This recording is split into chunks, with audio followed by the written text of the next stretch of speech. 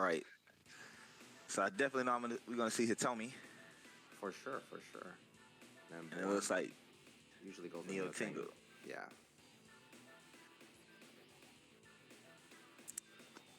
We're on PlayStation. Nice. Okay. AP, how you feel about this Hitomi matchup versus Neo Tengu? How I feel about it, I think a lot of damage can be put on the screen from either character. Personally, I like Neo Tengu a little better. Yeah, I agree with you. I think Neo Tengu probably has a few better options, but I think Hitomi can come in with a lot of pressure. Right now, Air Gear's coming in with a few combos, but Born's not gonna knock him right back. Right. We saw the mix up a little bit from Hitomi, but we haven't seen anything from the moment you said quarantine people. Okay, to go. Okay, make it count. Mix up right here. Oh, okay. Break hold. He Nice doesn't want break to do a hold. mix-up. Oh. You know what's crazy right there? That was really ballsy by Born right there. So he does. Very. Yeah. He does the break hold, right? They do the break hold, and he still mashes out of it because he's -5. You know what I mean? Right. Yeah. But I guess he just assumed that, Air Gear was going to do something slow. Probably a tracking move. I didn't get to see it. Yeah, pretty much was the Yomi of Dead or Alive. Yeah. He was like, I'm risking it. Yeah. Okay. Definitely to get out this corner. Okay, here we go. Nice parry. Double low. Oh, he could have whip punished that, but he doesn't. Walks in, gets hit by the freaking punch from Air Gear. Tippy toes, watch your feet. You know that still exists to this very day. It's just when your health is low, watch your feet. Oh, absolutely. I mean, I think that's like the fighting game fundamentals, right? It's like, you know what, it's a low mid or overhead mix up. Yeah, no matter how slow it is, it's coming. All right, so both characters, or both players have full life bar. Air Gear puts Born into the wall. Nice tracking. Here we go. Ooh, felt the freaking break hold coming. All right, so 2-1 right now. Born has the lead. Air Gear with a low sweep gets some advantage on the screen, knocks him into the car, into the ceiling, into a combo, back into the car. Takes about 50% health. I want to know if they could have got a bound combo out of there, get a little bit more damage. I felt like she could have, but I'm not sure if that's what he wanted. But I felt like that would have been a better option. Oh, wow. Oh yeah. Maybe there was a couple of like little skips right there. I think that's what's going on. We are playing online, so that can be a factor. That's normal though. Yeah, if you maybe he's feeling something that you can't see. Right, exactly. And it's just like, I'm not gonna go for that setup. Okay. Right. So now he ties it up. Air Gear ties it up. Nice. 2-2 in the first match. For the most part, it looks like the mix-up game. Mm-hmm. So what's working here. And this is what's happening right here. I'm not sure if you noticed already, but Air Gear has been adjusting to a lot of the moves that Born has been doing. He's like, you know what? He's doing a lot of punches, so I'm gonna start parrying, and that's what he's doing right now with Tommy. He's doing a lot of parries. But right now, Born is getting a lot of damage, knocking them into the wall. They're both about even health. Gets that low sweep again to get that advantage. Gets smacked in the face by Born. He's going to the wall, I'm pretty sure. Oh, misses. Oh, wow, nice side step. Yeah. Uh-oh. Here we go. Oh, nice block. Ooh. That could have been close. Anybody's game. Next mix-up wins. Ooh, that whiff punish whiff. Oh, yeah. On both parts. They both whiff, but Born didn't punish correctly on the whiff, but Air Gear did, and he gets that first match. And it might be a speed thing, because they both whiff, and it looks like they recovered at the same time, but Born knowing, okay, I have the slower character, let me block first. Mm-hmm. And then Air Gear capitalizing on it. Yeah, that was a good match, though. It looked like it was going to be one-sided, but Air Gear brought it back. Right. And I can also see, too, like, I don't see too many punch plus kicks coming from Neo Tengu, so he's definitely, or Born is definitely aware of the punch parry that Hitomi has. Yeah, he got parried a couple of times, but I think that's what it kind of put him in check. You know what I'm saying? Yeah. So I think Air Gear adjusted to that, and he's like, you know what? He's gonna use his move at some point. You know? Yeah, exactly. It's, I think it was 10 frames or something like. It's 11. Yeah, 10 frames. 10 frames. 10 frames. Yeah. Which and is Hitomi, ridiculous. Side note. Yeah. And Hitomi has nothing to overpower it at the beginning of the match, so it's gonna be a go-to move. But here we go. We're going into the second one. The first one was on Road Rage for those tuning in the podcast here. Just kidding. Right. and now that I think about it, they only did one car interaction. Well, two. They did the truck and the but the other two, which I think I've never seen that happen before. We're here in Unforgettable, right next to the sandbags, close to the tank. But they're not going into the tank. They're still out here in the middle by the pool tables. Nice whiff punishment from Born. Baits the hold, but doesn't get the hold, but gets a super launcher throw. It's going to go into the pool table. Oh, misses. Right, oh, he still beats up. The online that we're talking about there. Yeah, possibly, yeah. He does beat out the get-up kick right there, which was interesting. Goes for the 50-50 mix-up. That's one of the things, too. Like, she has characters that have offensive holds, and your back is to the wall. Like, you have to be prepared for that. Mm-hmm. And she also has a ground throw, so that's the thing. So she has ways to kind of like avoid the wake-up game a little bit from time to time. Not always, but she has some options that most characters don't generally have.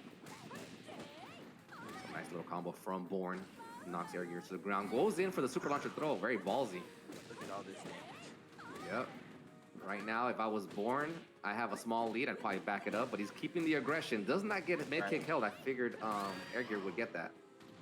Right, and that's rare to see Neo Tengu like that. Was just pure offense. Like, yeah, it was. I don't think she never blocked. Yeah. She's not really an aggressive character either. She gets that 10 frame move, but it's not enough. You know what I mean? Right. Oh, gets launched into the air. I think Air Gear wasn't expecting that. Was having a plan B. Did not work out for him. Nice parry. Yeah, nice punch parry. So mix-up knocks him down. Okay. That was very smart for Air Gear. He did not hold out of that situation, and I think they were expecting him. Mm-hmm. So Born backs up. Oh, knocks Air Gear out of the break blow. Hits him late in the frame. He didn't get parried, or he didn't get parried. And I know that's because I know it's the break blow is it's Sabaki, so he got caught right before it activated, which sucks because the lows usually knock you out of it, but he didn't even hit by the low. You got hit by a high punch. Yeah. And you know what's interesting is that even let's just assume he did get hit by that. Even if he got hit by that, he still wouldn't have been dead, but it would have been pretty close. Right, yeah. Yeah. Okay. No change. I expected this. I don't think I've ever seen an Air Gear play any other character, but true character loyalist. I was wondering if he was going to change too, but I had never seen him change either. Yeah, never, so. Born, I can tell Born was a little bit salty on that match. I felt it. You felt it? I felt it. He's like, you know what? I'm gonna beat you 3 straight. I'm not gonna let you come back like that. All right, because he didn't come off. But he didn't. I don't think he lost a round that time. He didn't. I don't think he did. So, but 1-1 each. It's definitely a lot of damage. Hitomi can definitely deal her fair share of damage, but because she's a lightweight and Neo Tengu is pretty much a powerhouse. Like, we got this stage again. Ooh, what are the chances? It's still a good open stage, though. Unforgettable is a really good open stage. Has a lot of options. Yeah. You got room to space if you need to. So I don't think it benefits either of them. If anything else, it could benefit Hitomi because she has a good knockback. The issues with this stage is more so with the stage transitions more so than anything. The stage itself, just like playing in this area right here, is fine. Mm-hmm. All right, what's the mix-up? He thought he was going to tech roll, so he put the pressure on him. Born, knocking him into the wall. Again, wow, not expecting that move. Right. Oh, he tried to Air Gear sidestep, but Born kept the kick charge, and it just retracted. Yeah, we got him in the recovery. Right now, Air Gear's doing a lot of low holding. I guess he's expecting the double low punch. There it is. Yeah. The frustration. Yeah. This is the freaking full table. There's going to be at least 50% health. Born having all the momentum. Right. Smart. Let it rock. Wow. Stun. To the air. Goes for the ground throw. Mix up. Oh, into the guard break. Wow. All right, so Born can send him into the losers right here. Guard break plus. Down back punch to step. Nice punish from Air Gear. Does not back up or try to back up, but couldn't back up in time. Air Gear back in the air. Born getting some good damage. these are definitely Oki setups that Born is running here. Oh, for sure. Yeah, like I'm watching them out here. Air gear is teching up or not teching up and shooting some blocks. So it's definitely something. The fear is in there for something bad to happen. Do anything. Born takes this one, jumps over the partition, kicks him, and Air Gear will be going to the losers. This is best 2 out of 3, right? I believe so. I believe so. Yeah, up until I think the finals or something like that. You know, I just noticed something, and I'm a stickler for the details. That stage has pictures of other stages from DOA on the wall. Yep. That's Yep. dope. Okay. It does. Okay.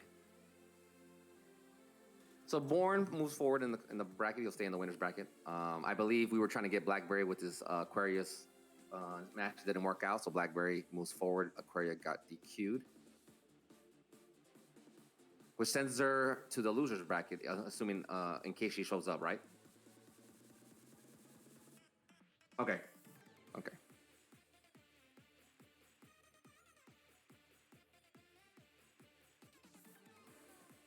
For those of you guys watching, I'm wondering if there's other matches going on. There is other matches going on. You guys can catch it on UGS Live on Twitch. You guys can see those matches while we are setting up our other matches as well, and then vice versa. Okay. So I need to get your thoughts, AP, on something. Right. What you got for me? This is the 100th Hood Weekly that Hoodlus has put together. What do you got to say about that? What do you think? Man, it's I ask you from two people ourselves, like myself, and I know you've done this several times yourself during Right. DOA 4, but like 100, I just want you to keep that in your mind. You know what I'm saying? Right. Yeah. Like I can't say I don't think I've done 100. I don't think I have either. Maybe 30, 40-ish, maybe Yeah. not 100. So it's definitely like to me it's a dedication. That's something for someone to do it for that long. It's definitely special. I talk to him every now and again, so it's just like no matter what the turnout is, he's running it. So I definitely commend him for that because I was the same way. Like if I had 6 people, okay, how do I run around Robin tournament? Okay, we're gonna get to it. So definitely shows the dedication. You know what I'm saying? Yeah. A loyalist to the game. Right. Like, I mean, to see, and on top of that, just to see him do it. But I also think it's definitely, from a media standpoint, like it's definitely a lane to do this now. Versus I get back then when we were doing it, it was just like, all right, I'm gonna age myself here, but who all was on DOA Central? That was just it. Yeah. Yeah. Like if you weren't on DOA Central, I didn't. Okay, what's going on? But like now you got the Twitter, the Instagrams, the Facebooks, Discords of course, and all that. yeah, Discords, Twitch itself. So now it's just like, all right, even if you don't ever get the turnout, it's just like, okay, I know I have viewers. Right. Right. So it's just like like I said, just to see him keep doing it. Like this is, I'm impressed. Like when he told me it was the 100th one, I'm like, oh man, I got you. You gotta let me come on. And then he told me you were gonna commentate. I'm like, oh, come on, I got you. I ain't just gonna let this be a regular old one. You know what I'm saying? Yeah, that's what I'm saying. Yeah, we let 99 and 101 be that. The 100th one, I got you. Come on. We got to do something for that. I think it's really cool. Like you said, it's like a loyalist to the game, and also passion for sure. I think at this point it's safe to say that he's probably the longest running online tournament that I can think of. For Dead or Alive. Right. I tip my hat to Emery Reigns because I know. He used to do some too. Yeah, in 5 he held it down for sure. But like definitely. For me, and since my time, kind of phasing out doing it, those two, like, just for me seeing it's just like, damn, okay. Like, I don't know if I rubbed off on it or it's just on their own doing, however it is, just to see it continue on and not just completely phase out is still, You know what I like about the fact that he's doing it for this long now or this many times is that it's very rare. You don't get it often sometimes. Where you have either a top player or even a champ that's like going out his way, to do it. I think that's really, really cool. It's kind of a unique opportunity for the community as well as for the organizer himself. It's kind of like, hey, I know I can go out there and just win and never see my face again, and until I have to come back and compete again. But he Right. kind of went outside that circle and expanded on essentially the Hoodlus brand. You know what I'm saying? Yeah, pretty much. And saying he's like, yeah, I compete, but I also like to host these events and see where the talent's at. You know what I'm saying? And also showcase it. Right, and much to and much to yeah, what you were saying there. Typically, you see like some of the other community members like do this, but like from a top player standpoint, to go back and say, look, I got it. Not only do what I represent as a player, I'm also going to represent as Right. as a participant and a fan of the game. So like Yeah, basically a community leader. You know what I'm saying? right, yeah. Yeah. So yeah, that's I think a lot of people need to see that and understand that. But let's go hop into this match right here. We got Scarlet versus Cuddle season. Okay, And I don't know about you, but every season is Cuddle season to me, brother. But anyway. yeah. Okay, we got okay. I know you're familiar with this Musa play. I don't know who Starting- that character is. What is that? All right. you know what that is? Okay. It seems like we have a Ninja Gaiden showdown right now. We got Momichi versus Hayabusa. They're right into it. Looks like Scarlet may be losing this round. Right. Nope. Which is okay. Oh, gets interrupted by the super jump. Or 6 Which KP. they started out on fire, but then I don't even know what happened. Like, we hit a few times and just round. Oh, yeah. Try to step. He tried to read the teleport. Yep. They ducked and then stood up and tried to sidestep, and that Yep. offensive hold is super slow, and it got caught. Yeah.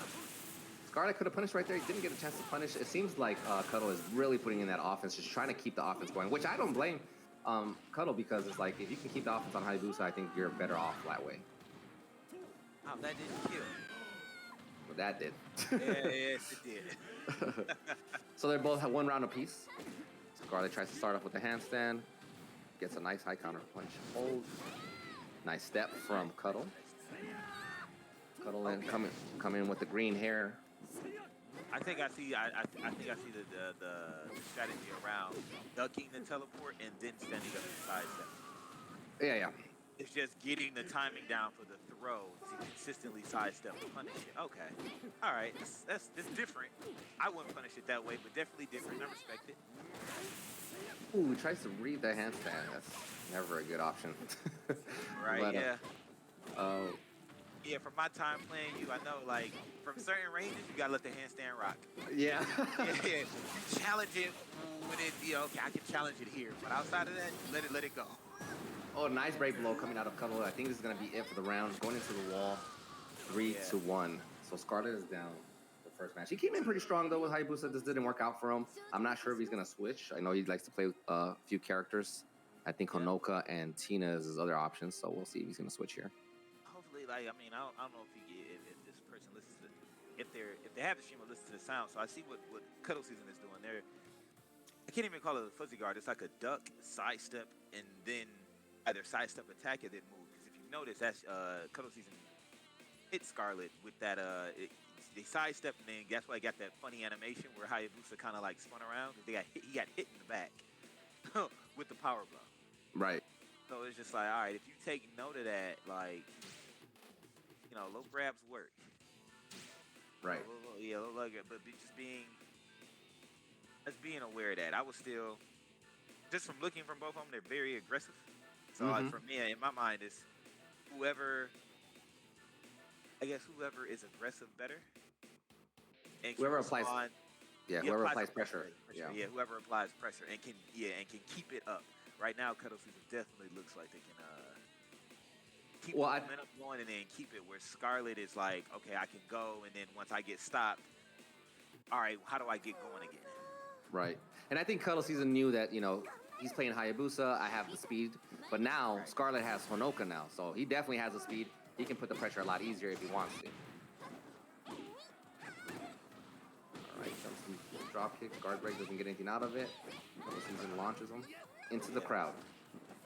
Ooh, with the mix-up back into the crowd. That was a nice mix-up. Oh, he drops it. Probably like a delay going on online, I would assume. For Honoka to be as small as she is, she also packs a lot of damage. Oh, absolutely. Okay, She has a lot of options. Oh, whiffs. Gets punished for that, actually. Oh, nice throw. Could have broke that throw. I believe that's the default throw. All right, what's the mix-up plus 10 right here? Into the wall. This is nasty. I have my wall shenanigans too. Ooh, I like that. I like that setup. He does. Yeah. He does the jab whiffs, and he goes for the low throw. That was good. And I'm pretty sure it complements a 9-frame jabbing character extremely well. Right, exactly. Put this out here and immediately lower it. And you know what's interesting about that jab is that the jab doesn't have that much range. So even if they just didn't do anything, she would still have the advantage. I think she would have just whipped the jab anyway. Yep. All right, what's the next up? Nice step. I like that. Okay, here we go. Oh. You can end it. You can end it. Oh, she definitely should have gone for the bound. I think that would have been it, but she goes for the dragon kick, so that works. Oh, dragon. I forgot I probably would have got hit by that. I forgot she had that. All right, we're gonna go into the crowd right here. Cuddle season. Oh no, goes into the breakable objects. Breakable, I would assume. No, okay. I would think the breakable is probably a better option, but it's still working out for him. At this point, watching what Cuddle season just did here, this is sheer confidence. Like, yeah. It's like, you gotta stop me. Yeah. You gotta stop me. You're not gonna stop me. You're gonna keep eating it. That's basically what Cuddle season's doing. But good spacing also from Cuddle season as well. Trying to keep the range. I'm surprised he got thrown there. I think he could have just avoided that. And Momoji is like, that's one of her strong suits. Definitely very strong in mid-range. Oh, wow. Does not get hit by that. I thought he was going to interrupt the stream, but does not. Gets hit by the punch by Honoka. Okay. I'm break blowing. Yep. I know. This is why. This is why you have... The moment I got knocked down and teched up, I believe Cuddle season did like jabs. He did something where if you did a raw break blow, you'd have came out of that. And it's interesting because they've had the meter and they didn't use it a whole lot. I mean, they had a whole meter for a while. Yeah. So my thing is, on match point like that, you can't take it with you. It's like money and death. I can't take it with me. I'm spending all of it. Yeah. Okay. Might as well use it. Yeah, it's there. Yeah. So even if you get low punched out of it, it's like, okay, at least I didn't die with a resource that could have turned the tide. Yeah. Yeah. They could have saved my butt. Yeah. Yeah.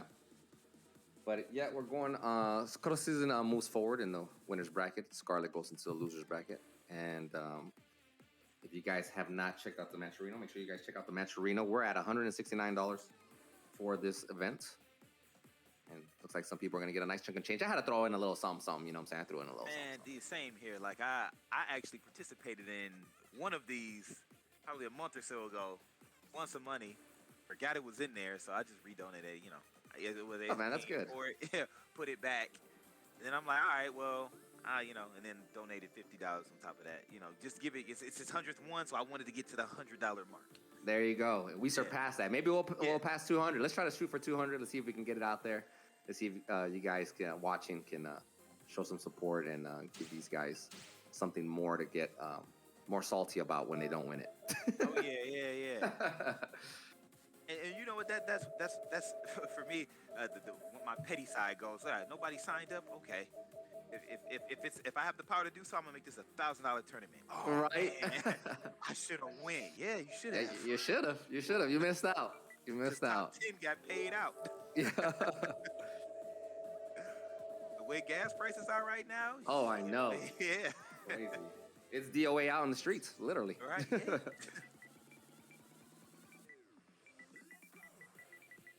So we got Blackberry versus Tsunami.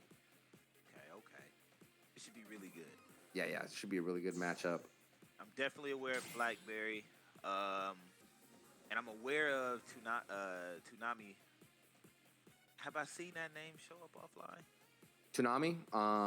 Yeah, I'm not sure. I think I have, maybe. I'm not sure if you were at that event. Yeah, but Tsunami's been at a few events, though. Okay. Yeah. East Coast, okay, cool. So we got 2 offline heads clashing online. So we're going to see, We're going to see who's on the McDonald's Wi-Fi. Yeah, we're going to find out. Yeah, who's on it?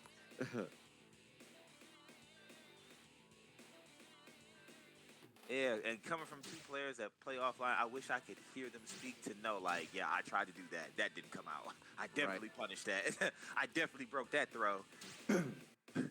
Right. Yeah.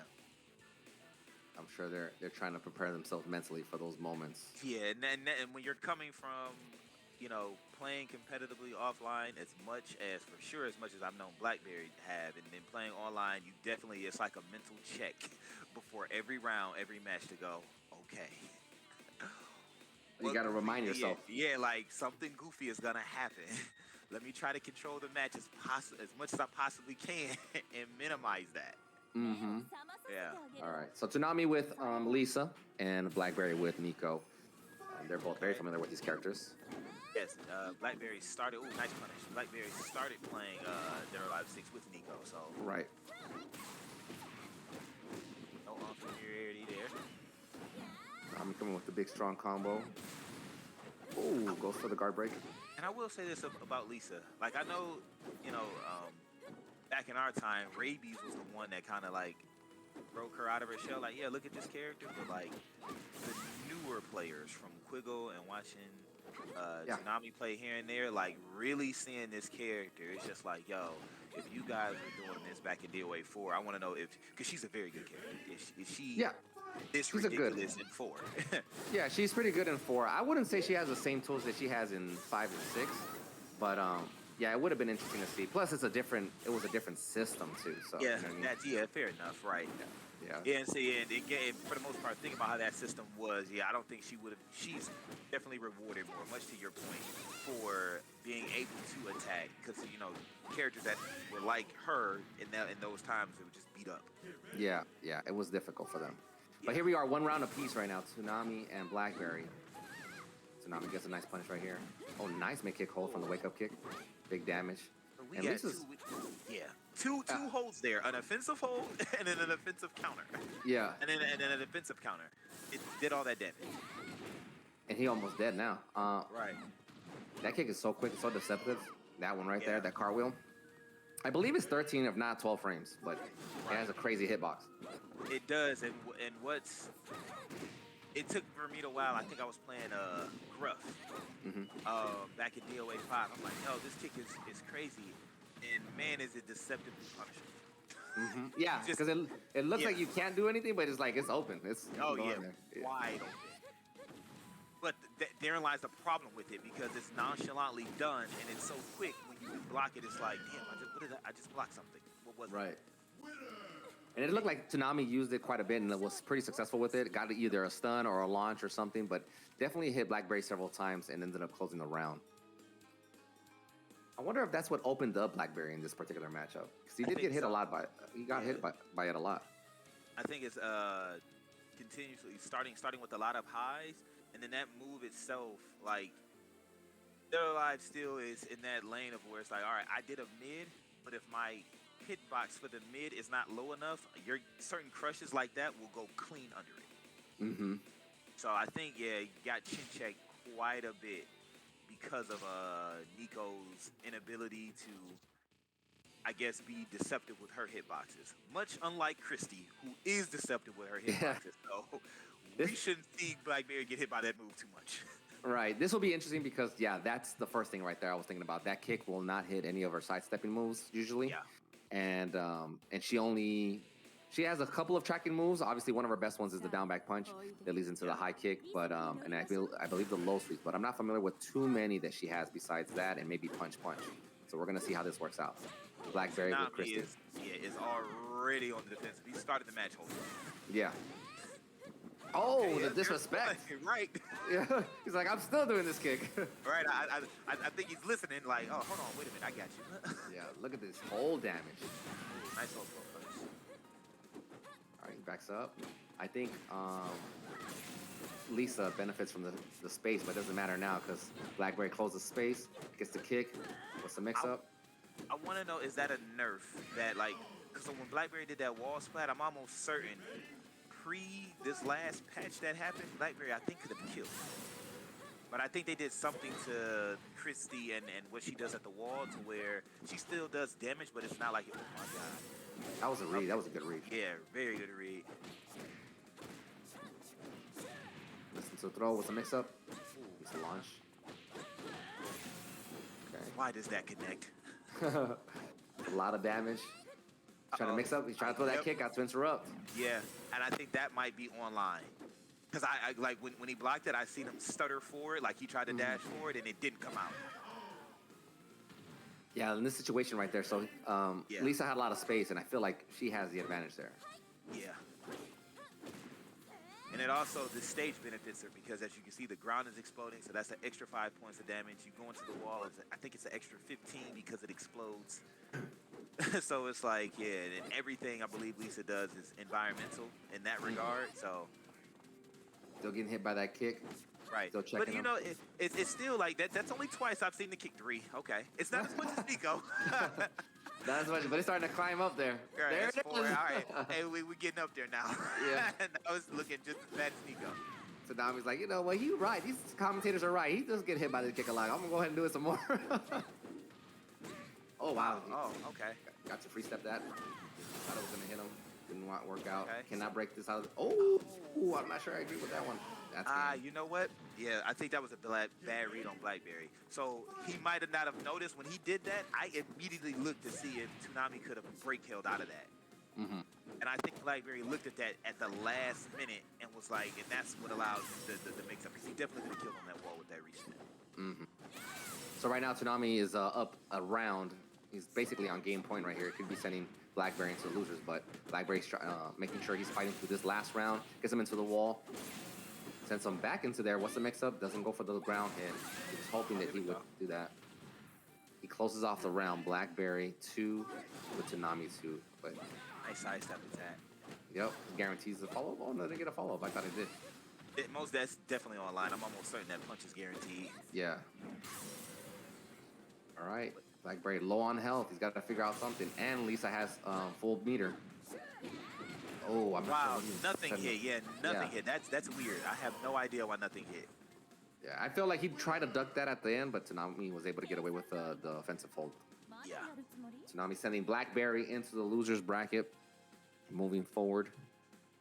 So would you say, like, from looking at that match, because definitely going back to what we were talking before, and Dead or Alive 4, Christy would have been all over Lisa. So definitely in the transitions from 5 to where we are now, the slower characters definitely can compete with the faster characters. Absolutely, absolutely, because of the mechanical changes, like the holds lasting longer, staggers either lasting shorter in certain areas or lasting longer in other areas. So there's a lot of things that help these characters now. You know what I mean? Yeah, and that's and I like seeing that. You know, yeah. Because you get to a point to where it's just like, you know, some fighting games is like, yo, why is this character here? They, you know, they're not, they're useless. But here, I don't really think. There's some there's some characters that struggle for sure still. Yeah. But I think some of it now is that these characters that normally wouldn't even be looked at are being messed with because of the way the system works now. Yeah, and I definitely can, from, you know, watching some of the newer guys play, I commend them on playing what they like, because you know, players of our ilk is, yo, what's the cheapest? What's stupid? Like that's where I'm at, and you know, from the guys to the ladies that are now playing this game now, it's just like, I like this character, and you know, I'm going to go through all the trials and tribulations with this character, and you know, they're dark. So sometimes they're dark horses. Like, yo, I didn't know this character could do this, that, and the third. So it's just like, yeah, well, I'm playing what I like versus what's gonna cut the check. So I definitely commend them for sticking with them and yeah. learning new strategies with them. Yeah, most definitely. Yeah. You know, although I don't think we play our characters, you and I, based off of that, but you know what I'm talking about. Right. Yeah, no, I know what you mean. Yeah. There's some people that you'll see, like, they just transition. It's like, wait, you don't even play this character. Right, like, yo. It's like, I do now. Right. So, But, you know, again, it goes back to what we were saying. You know, there's so much change within all the DOA games, and I think especially, I think with 4, it was probably one of the biggest changes out of the entire series on the way it worked mechanically. You know what I'm saying? There's a lot of different things that that are just not possible in 5, and definitely not possible in 6. You know what I'm saying? Yeah. And for players that have stuck around that long and understand how these games have changed, they know that, you know, it's like, yeah, there's some characters that just couldn't hang in there, you know? Yeah, and that, yeah, I mean, you know, good for them because like if they had to see me back and forth with some of the character selections that I see now, I'm like, Lord have mercy. You just didn't see them, you know what I'm saying? They just Yeah, didn't like work out. I'd keep you looped in the stupid stuff. Yeah. You can't hold this, no, you can't do this. Like, well, so what can I do? Kind of just stand there. Hold block. Right. Hold block, maybe to help. Yeah, for as much as that's worth. So, okay. All right, so we got Hoodlus versus Boxer here. The host himself. Right, did the host go? Okay, the host definitely exact. Yep. Or what should be? No, he's coming in rig. Okay. Yeah. Boxer's coming in with Zach, and then going in with Ray. Wise boxer. You know what? I like the name. I don't know if it's DOA specific or just in general. Like, I like that. Yeah. One Wise Boxer's been around for a little while, in 6 at least. I'm trying to remember. Yeah, even on 5. I'm just trying to remember. I haven't played him in a while. Okay. No, Hoodlus says you're one wise boxer and I'm one wise kicker. So yeah. Let's see what's up. One Wise Boxer hanging on to that last sliver of health right now, trying to space correctly. I figured he wouldn't have a whole lot to get in with because he also Hoodlus had the meter as well. Yeah. Let's go for the mix-up. Gets punched in the face. Hoodlus comes in with the string. Nice. One thing about Rig is that he has really good string options. A lot of characters tend to not have really good string options sometimes, but he does because he has a low that's generally pretty quick and can kind of open you up a little bit. Yeah, and everything, his offense pretty much starts from mid-range, and it's starting with his legs. So it's like, for a lot of people that see him, and it's just like, all right, what makes Rig so difficult? It's like, yeah, once he hits you, it's like, nah, it's the stuff that he's doing before he gets to it. Right. And it's how far he can keep you in check. Yeah. Nice hit from One Wise Boxer. Goes into the fatal rush. Into the wall. Yes. Okay, one last hit. Mix-up wins, and Hoodlus was able to close it out. Looked like he was about to lose that one, but he ends up closing it out 2-0 right now. Hoodlus has the lead. Oh, delay too much. Gets interrupted by One Wise Boxer. Gets hit by the low. Nice step from Wise Boxer. Absolutely. That's Hoodlus knowing the character, too. So Hoodlus, you know, he dabbles with some Zack, so he knows where he should poke, where he can't do anything. Right, exactly. Right now, nice block from Boxer right there. Gets a stun, does not capitalize on it. Goes for the break hold, puts him against the wall. What's the mix-up? To the throw. Breaks the throw. Nice break, broken throw by Hoodlus. Gets mid-kick held by Boxer. Boxer's, what I've noticed right now in this mid-range, he throws a lot of moves that I feel uncomfortable in the sense of he's whiffing them a little too openly. Absolutely. Pretty much what you were saying, like with Rig being able to whiff punish with the best limbs in your legs, it's like, yeah, you kind of want to keep whiffing things in check. If you want to bait him to do something, Rig isn't one of those characters. Like when you sit down and do it, you pretty much want to use movement to get in and out rather than attacking and getting him to bait. Because if he does up punch, anything outside of a jab, he's gonna clip you. So you kind of want to keep, yeah. But you just want to move in. Move in. So for One Wise Boxer, or whatever move you use, don't let it be a move that requires a lot of recovery. You know what I'm saying? Yeah. So I think that was the issue I had when I saw him doing some of these moves. I was like, those moves tend to have a lot of recovery. Yeah. And even though he was far away, it doesn't take much for Rig to come in real quick. You know what I'm saying? Absolutely. And even with Mila, who I believe has a little bit more range, more range options than Zack, I think the game plan should still be the same. You kind of want to move those characters in and out as is rather than sticking limbs out. Exactly. Only because of you want to kind of stick to the strong suit of the character of being close. And okay, there we go. I knew that was coming.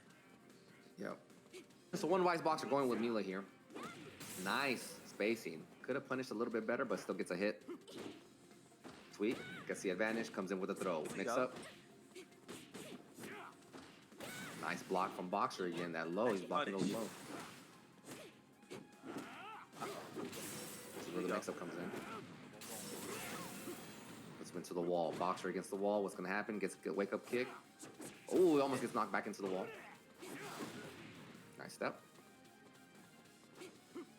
Now, Mila has tools to basically help avoid the ground game a little bit. You know what I'm saying? So Yeah. I'm wondering if Boxer's going to be able to utilize that fully, but right now he's getting knocked into the wall.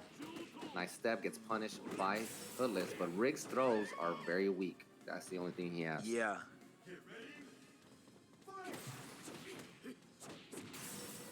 I'm trying to see, like, okay. I like that. I like that. One Wise Boxer is they're not playing bad. I'm trying to watch it. It's just, making the correct reads. And I think this is where being a top player in Hoodlus, where it's just like, I'm going to make it difficult for you to make the correct reads. Right. I think he's getting, what I like right now is that, I agree with you. I think Boxer is not playing bad. I think the problem with Boxer is he's not taking full advantage of the situations he gets sometimes. Yeah, yep. And because of that, the damage difference between the two is huge. So like right here is a perfect example. Look at the damage Hoodlus is going to put out with that opportunity. Whereas with Boxer, he doesn't always get that. You know what I'm saying? Nice throw break, because that would have ended him. Yeah. For some reason, I thought Hoodlus would block that low or step it, but I same here. Same here. There you go. Goes for the mix-up. And these are the opportunities I'm talking about. He keeps that pressure in there. When Boxer gets the opportunity, he's not getting this kind of results. Wow. Hoodlus just coming in. He's in. He's Okay. He's not playing with his food. He's like, okay. That's good.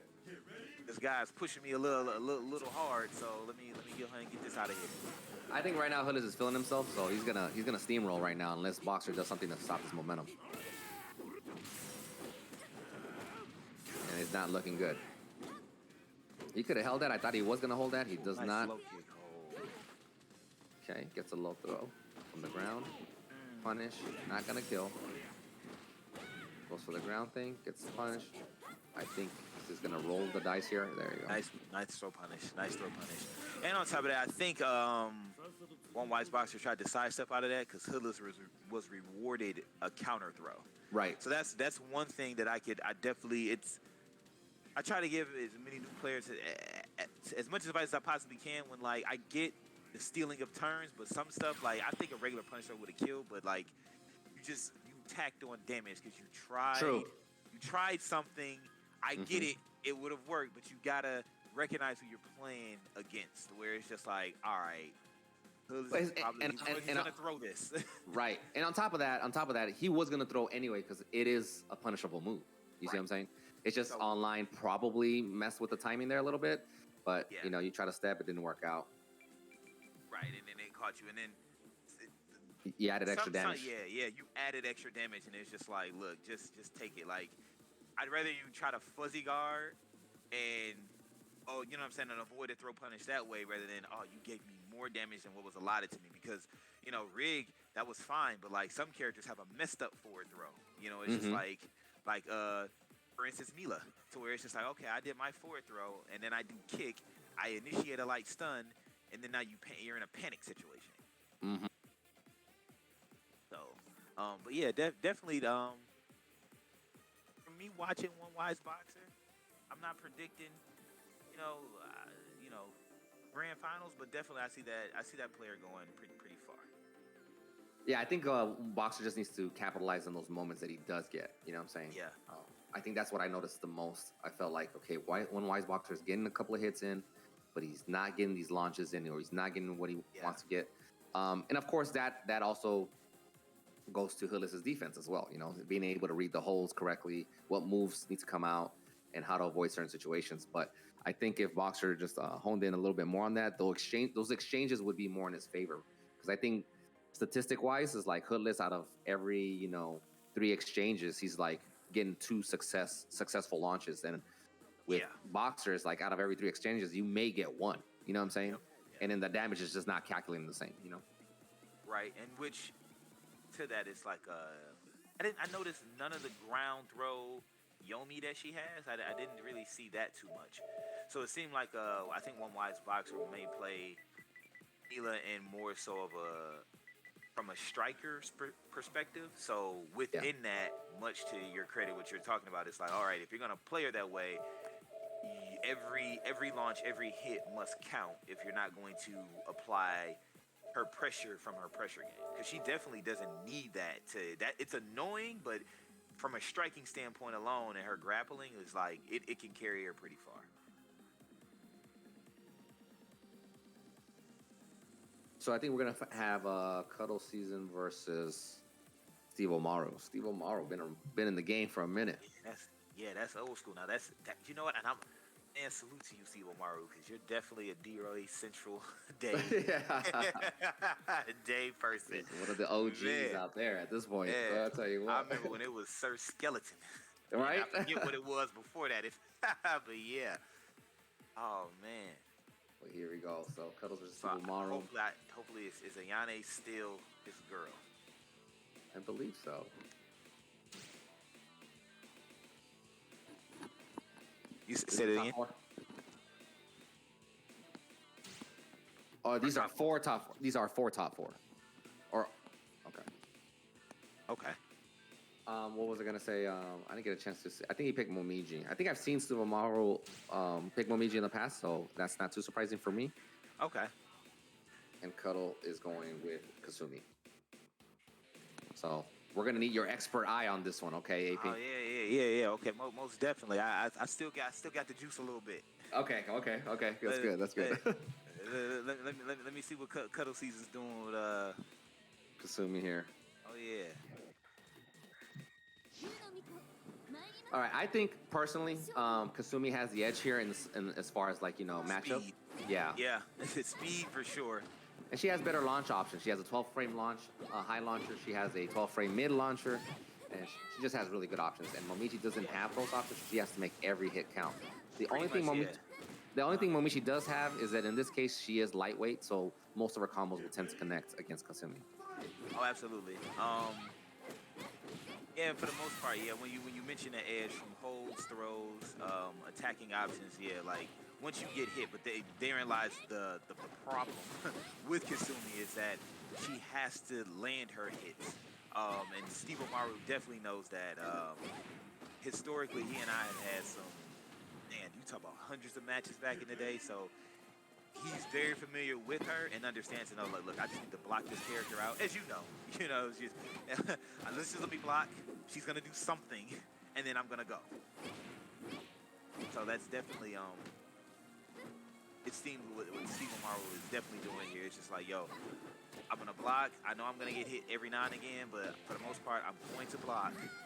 And the Kasumi player more than likely will hang themselves if they're not aware of what they need to do to continuously apply the pressure that she has.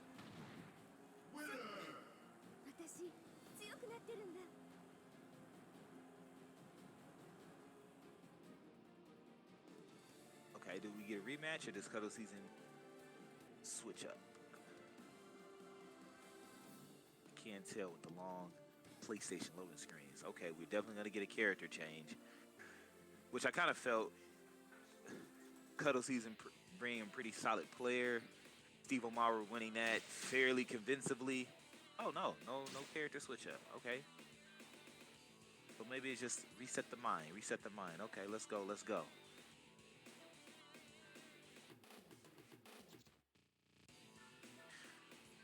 With the amount of blocking Steve Omaro is doing, definitely Cuddle Season should be mixing in a throw here and there.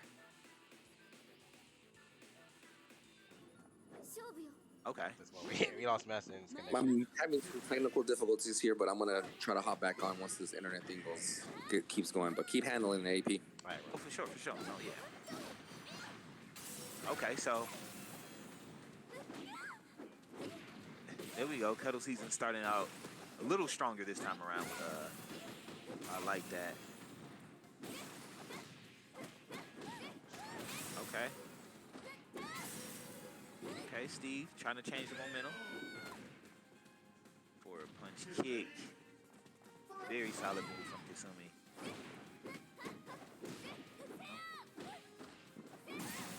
And I know Cuddle Season definitely, yeah, she was Cuddle Season definitely playing with Momiji, so she'll be familiar with what Momiji has to offer.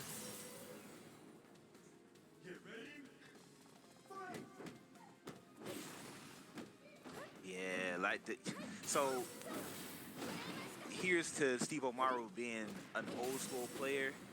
Forward punch kick is not, if he doesn't block it, him getting hit by it is not, he's not gonna be pressured to do anything. So definitely knows to continuously block. So he's Cuddle Season should, when landing it, immediately run up and throw. Just to capitalize on the situation, because Steve Omaro is definitely not gonna hit a button in the event he does get clipped by it.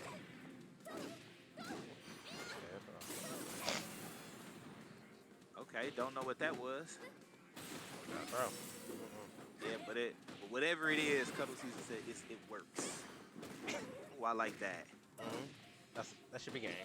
Oh, yeah. Uh-oh. that's good. Okay. Well, I got a full life bar, so I'm gonna style on him a little bit. I feel that. So from here, Steve Omaro play with he can play with a Yanni, but he probably not gonna switch. That's on his part. Are they not gonna switch? You don't He think probably, so? yeah, that's on his part. Okay. Because he always plays with Yanni and OMG. Cuddles, on the other hand, Cuddles play with a lot of characters, mostly the female characters. So you don't know what character. You don't know what character. You don't know. But you know it's gonna be a female character. Yeah, it's gonna be a female character, but you don't know what character she's gonna play. Okay. Well, I thought it was gonna be a character change. Cuddle Season was like, look, let me go back to this lobby real quick, get my mind right, go back into it, and just came back a completely different player. Yes. Okay, so now let's see. Steve Omaro playing his main character. A lot of range options to keep. I want to see if the strategy that Cuddle Season is applying with Kasumi if it will be effective versus the way Steve Omaro is going to play a Yane. You'll see. Because Ayane doesn't necessarily, much like Rig, does not have to be close to start a lot of her damage. Not at all. And this is fairly a sizey map. It's long more so than wide, so He rather be, distance definitely. so can he'd be, rather be right here. He'd rather be right here, to be honest.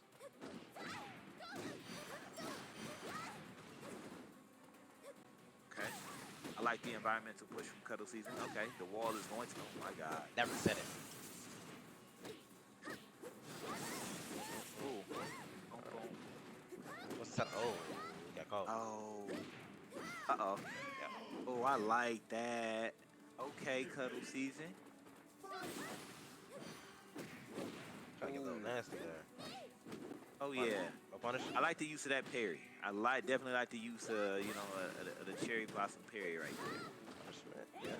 Nice punish. Walking my low down. Nice slow throw punish. Okay. And they play all the time. They play all the time. They see each other all the time. Oh, In the okay, weekends they see all each the other time. all the time. No, on the weekends. Okay, so what we watching right here is two players familiar with each other. Yeah. Okay. Because I definitely see the play style. Like, Cuddle Season has not changed the play style at all from Tsunami, so I'm like, okay. I knew something was up. Because I'm like, it shouldn't work, but if we play each other all the time, it's just like, okay, nah. So this is a different level of playing. When you're playing the mental of of a rival, of somebody you always play versus, okay, this is my character's strength versus your character's weakness, or vice versa. Okay. Yep, let's keep on going.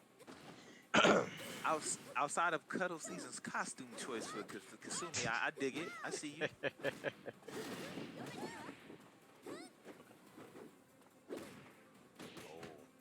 He may be stunned.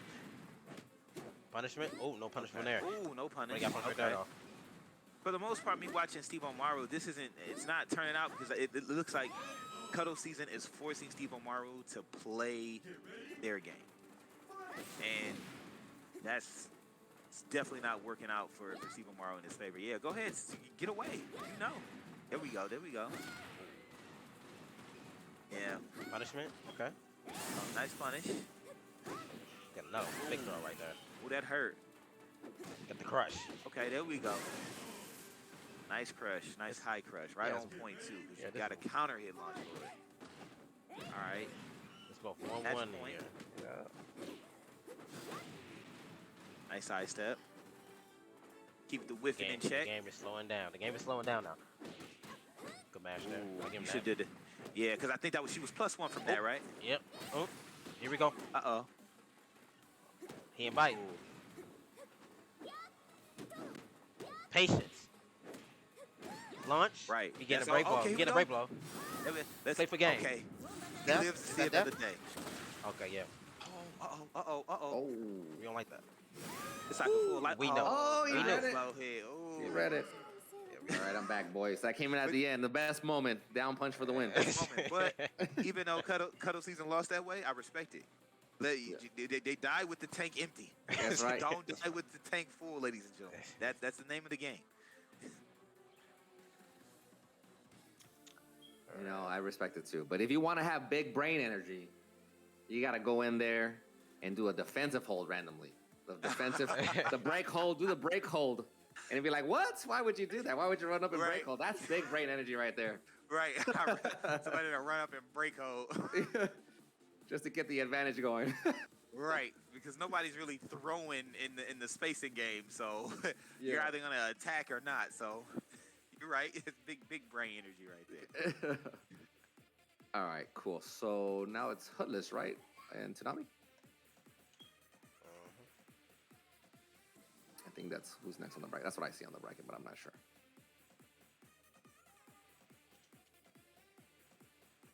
And as a small update, so we saw Born earlier playing against Air Gear and progressed, right? But funny enough, Born was taken out by Steve Omaro, and he's in the Really? losers bracket. Yeah, so he's in the losers bracket right now. Boxer is, I believe, currently fighting Blackberry on the UGS live stream right now. So we're gonna see who ends up being the victor there for Blackberry and Boxer. Okay. So oh yeah, because the underworkings of the loser bracket. Yeah. So yeah. I love this. Oh, real.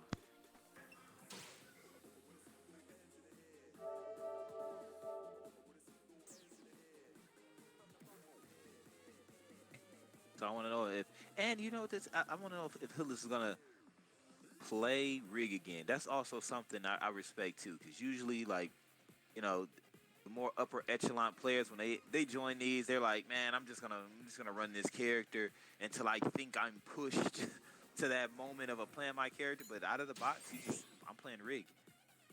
Yeah, I mean, he obviously plays. He can play with several characters. Yeah. Obviously, Rig and Zach are kind of what he's known for, but I guess it just depends on him. You know, what he feels comfortable with now. But since we're getting towards the end of the tournament, and since he didn't, as far as I'm aware, didn't had a prior commitment to play a different character. Sometimes he'll say, "I'm going to play this character before going into the tournament."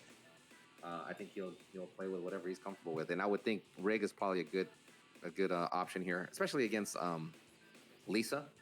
I still think Lisa has the range game, but I know his upkick can kind of snuff things out pretty quickly. And for me, I like, and touching on that, when I really think about it, like, for me, I think Rig has the range game, but what Lisa has from the range is being able to, I think, her run cancel. Yeah. So being able to lunge forward and then stop immediately is, like, I think that's the key there. But seeing that we're in this closed little arena right here, none of that matters. So they both got to knuckle up here. Yeah. And it seems like Hoodlus immediately is getting the business. Yeah, and that upkick started off, like, she doesn't have many options to compete against that, except for maybe jab. Yep, And that's because I about think, and that doesn't do anything but give a little bit of frame advantage, stun. So I think upkick has to be about 12 frames.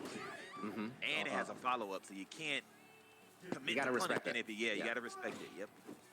And you can delay the follow-up, so you definitely got to respect it. Yep.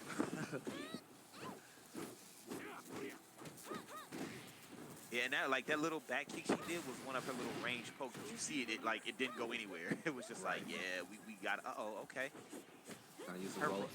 Yeah, her rope shenanigans go very far. Yeah, they do. Deceptively far. You wouldn't think she'd reach it, but she'll get you. Because there's not a lot of arenas like this. When she goes up there, it's just like, okay, I don't know what she can do. Like, right. And like you said, deceptively far. So it's just like, yep, just so, okay, here we go. Wow. I went for the mid option. Yeah. And that's something I don't even think Lisa had back in those days either. You know, she had all these other options, and they're pretty quick, and she now has. So people got to deal with them. They both have 1 round apiece. Hoodlus right now on the offense has not been touched. Launches Tsunami, sends into the wall. Tsunami has about 25% health. I think it's a wrap right here. Yeah. Finishes that one with a great. That G word up there. Mm-hmm. Nice interruption. Oh, I like Hoodlus knew that. He knew that. He's like, I'm not low throw punish you. I'm blowing your back out. Yep. Nice step from Tsunami. Spins to the wall. Gets about 30% health. What's the mix-up? He stays ducking. Nice hit into the wall. Back turn kick, too. Yeah, it should be it. He's messing around. He's going to get him with a couple of things. He's not going to take too much damage, but that will kill the wall. Okay, so wait a minute. He just did the fatal stun? Twice. Yeah, he did the fatal stun. Mm-hmm. So basically... Explain that to me. So basically what happened is he sent him into the wall, and then he got him into the fatal stun, which is the break blow cancel. So he gets that fatal stun. Then he went into a stance from a kick. So it basically stunned him. And then he did a fatal stun. Now, he didn't have to do that, but he did that. And Tsunami could have held that, but he did not. And most people generally won't hold. And he has other options too. He can throw you, he can launch you a different way. But he went for the fatal stun, so he put him back in the fatal stun, and he launched him and did his combo. Oh, okay. So it's like a mind game mix-up, but it also can contribute to like a bunch of different things, because in this case, I think he already had hit him into the wall, but prior to hitting him into the wall, if he had done that before getting the wall bounce, he could have done a lot of different things as well. Got you. Okay. The only issue with that though, for players that may not know, is that it brings down the scaling quite drastically sometimes. You know what I'm saying? Right. It can. The revision starts dropping really, really low, and you're just taking chip damage at a certain point. But I think he kind of already knew that this was going to probably be the end, and the walls don't reset themselves. The walls always take the same damage no matter what. Right. And it exploded, so he was like, I know I'm going to get the last little pinch I need for this. Yeah. So now we're in the road rage level, and Hoodlus is up by 1. What do you think about this matchup? I know he's just sacrificed a lot of... Tsunami just sacrificed a lot of range. But what do you think? The thing about this particular character with Tina, Tsunami's using Tina now, is that at least any exchange she has, it generally tends to be pretty high. So he's just, the struggle that he's going to have is this pressure game. And Rig has really good pressure, even though he's not the fastest character. He just, against these two characters, Lisa and Tina, his pressure is perfect for them. You know what I'm saying? Like, he can always keep them in check with like things like up kick or just jab. Okay. And for the most part, I think Tina definitely has the damage output advantage. Mm-hmm. She loses in the mix-up area, but it's one of those things where it's just like, much like how Gimfu was, where it's just like, okay, I don't need a mix-up. I just need to stun you. Right. And then it's party time from there. Right. And right there, Hoodlus misses the break blow. I'm not sure if he just mistimed it or just an online thing, but that should have hit, and he probably would have had decent damage. I'm not sure if that would have killed, but it definitely would have put it really close. Okay, we got a super launch. Do we get the... No. Oh, we didn't get it. We still buy it there. I want to see that in this tournament. I want to see somebody do one of the crazy environmental jumpers. Here we go. Okay. Let me get it right there. Oh, does not get it. He's not going to get it. But he still got this. He still got the G on the screen. Right. Jeez. Yep.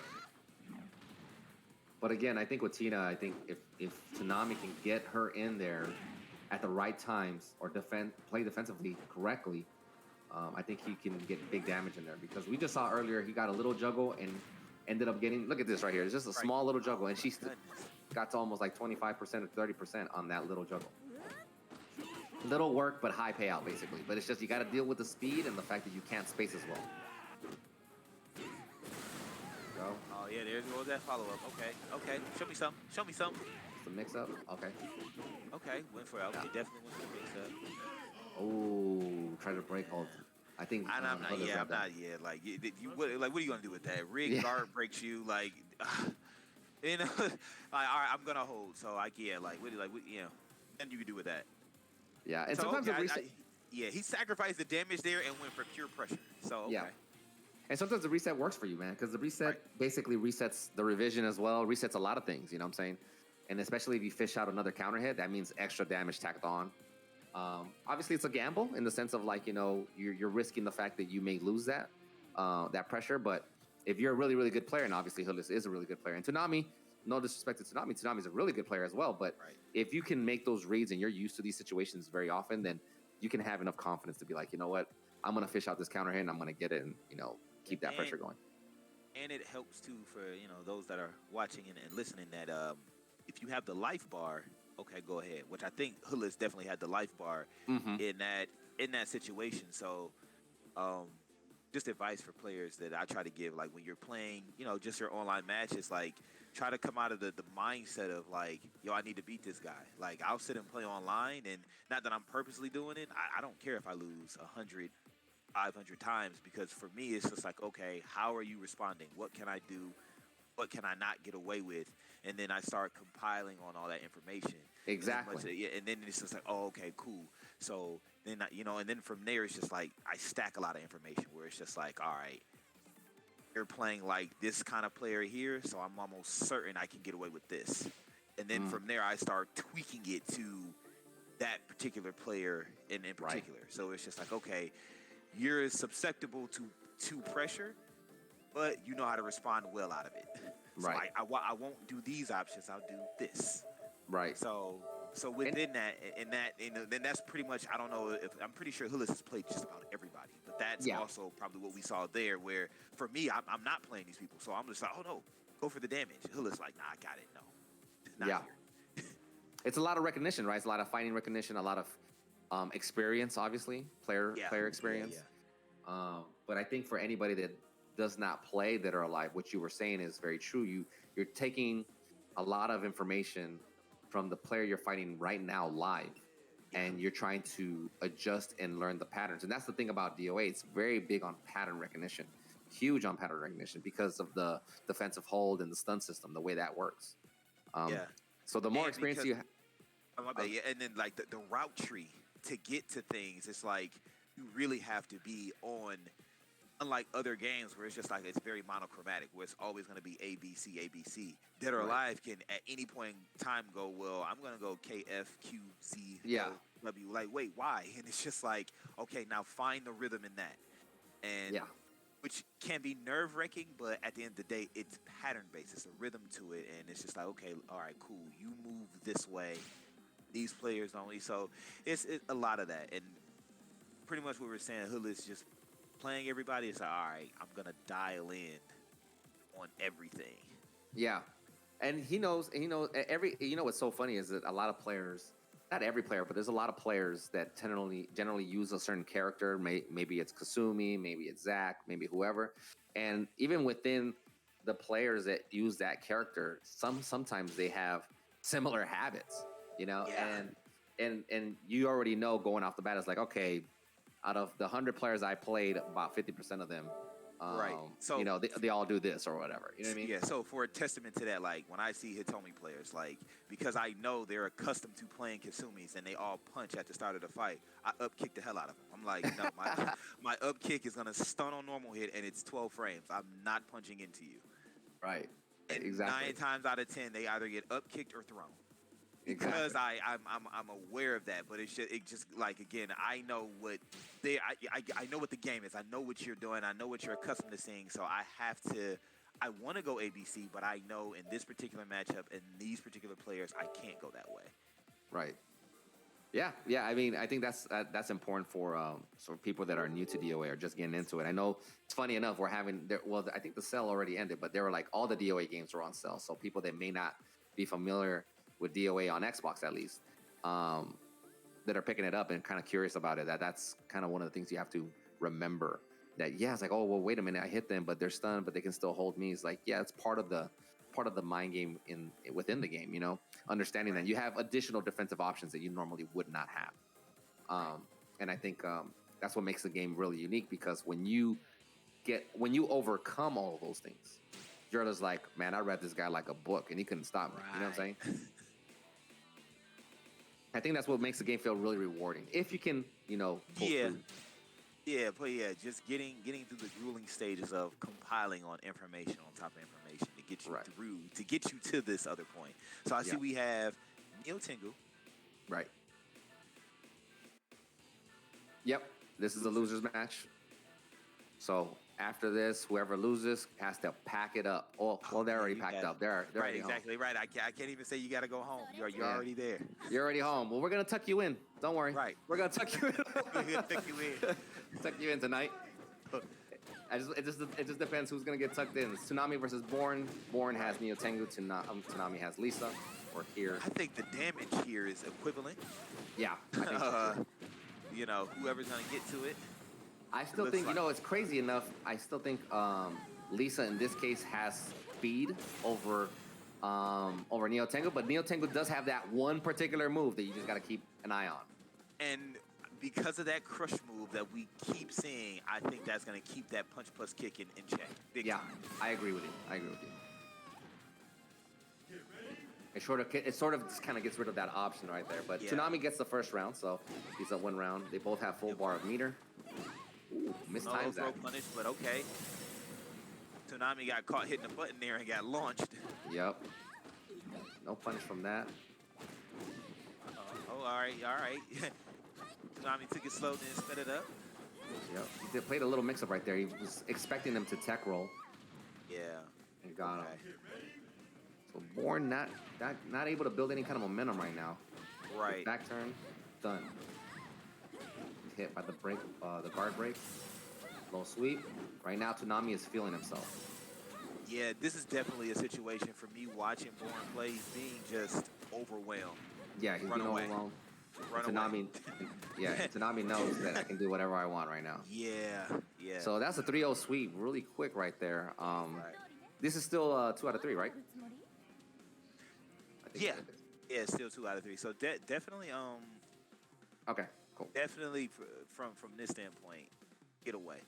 Yeah. Whenever you're confused, and it's just, or not necessarily confused, stuff is happening too fast. Back up. You don't have to stand there and keep taking it. And use your meter too. I don't think I saw him use his meter. I think he still had meter. Yeah. And to that point, I kept seeing Tsunami like slide in with La Mariposa's low kick enough to where it's just like, all right, it's like you say, just use it something. Yeah, you can step it just to get that off of you. Yeah.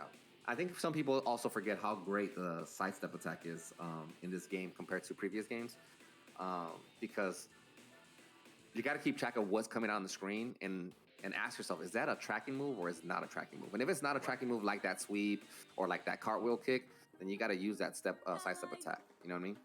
Right. And to that point, Tsunami is definitely doing Lisa's body splash. Mm-hmm. So definitely the opportunity to sidestep and get away from that pressure is there. Right. So we're here at the beach right now. Born was starting off strong, but now he got held like 2 times and lost all his bar. Right. Okay. Bounce. Oh, just not get that. There we go. Nice step. Okay. There Okay. it is. Mm-hmm. He's starting Somebody's to understand. listening. Yeah. Ears are working. Right.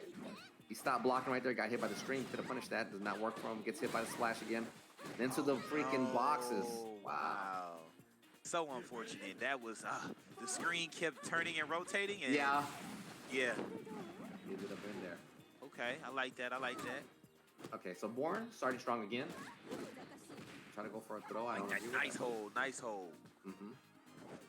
And that's like automatic for there it is again for Lisa players to do like down back punch because it's so quick. Yep. Most people don't hold the high and it gives you a nice little lip stun. Yep. And she has a mid punch follow up, but most people don't generally do it. Right. To be honest, I don't think I've seen it as much. I've always seen the high kick follow up. Yeah, it's always the high kick. Yeah. It tracks and it launches, so I understand it. Mm-hmm. I like it.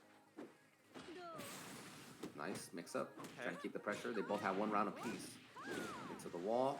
Born has yet to be touched on this round. He just got touched. Gets thrown. Nice people's K. Launch. Now right here, Born can really close it out. There you go. Yeah, I like that. And I'm glad Born is making that adjustment where it's like Neo Tengu is going to get to the damage. Go into some of your stun launch scenarios and, you know, don't extend. Only, you know, you extend once That's the mid punch. someone enough, you know? Yeah, that's the mid punch I was talking about. He just did it 2 times right there. Ah, yeah, she went back turn. Okay. Yeah. Nice ground. Oh, mix up. He was trying to go for the backflip, but then noticed that Tsunami was not getting up quick. He's losing a lot of life, so Born up around, but down in life. That's right, for this Born. round. Yeah. They don't run up in there. Yeah. There you go. Got the stun. Break hold. Tsunami's not trying to extend this any longer than he has to. That's game. All right, 2 rounds apiece. Born could be getting tucked in by Tsunami tonight. He may not like Tsunami's style of being tucked in, but he's gonna have to deal with it if he ends up losing here. Yeah. It's the Sandman. There you go. Nice throw. Tsunami looking like he was trying to hold that follow-up. Does not work out for him. Gets ground. I like that. Ooh, nice whip punishment right there. Just a mix I up. like that. Yo, don't sidestep. Oh, completely Ooh, whips that? yeah. That's crazy. Wow. I don't know what happened. There were so many shenanigans going on the screen, Right. bro. It was That crazy. corner and trajectory in this game. Oh, I'm so sorry. Dude. So sorry. Yeah, that I couldn't keep up with. It was a lot of shenanigans that went on in there. So, since that was the last match, we can go there. So, definitely got one over. Yeah. On Born because the move when Neo Tengu went airborne. Right. Tsunami stood up and sidestepped, pecked rolled off of the wall. Mm-hmm. So it sent Neo Tengu off axis, Yep. which pretty much surprised the both of them. But it was enough for Tsunami to capitalize on that. Right.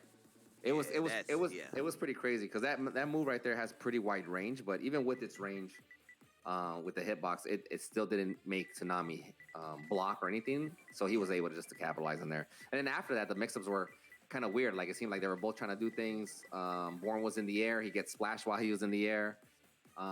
It was just a bunch of stuff going on. And of course, at the end, break blow came out. Yeah, I felt like Born did have that one, but in the end, he did not. Yeah. I thought I was like, okay, cool. We're gonna see, not go to bed so early. Yeah. You know how you tell your parents, just listen one more. Yeah. I don't think they were hearing it tonight. Nah, I said it right now. That's it. Yeah. So our next, who do we have up next match? I think I have to see if I update the bracket here.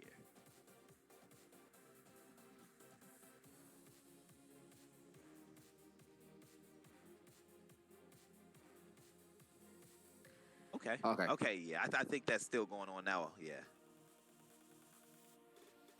Okay. Gotcha. Okay. So I mean, wait. What has, DOA's master? What have you been up to lately? You still play? Let's start there. Do you still play?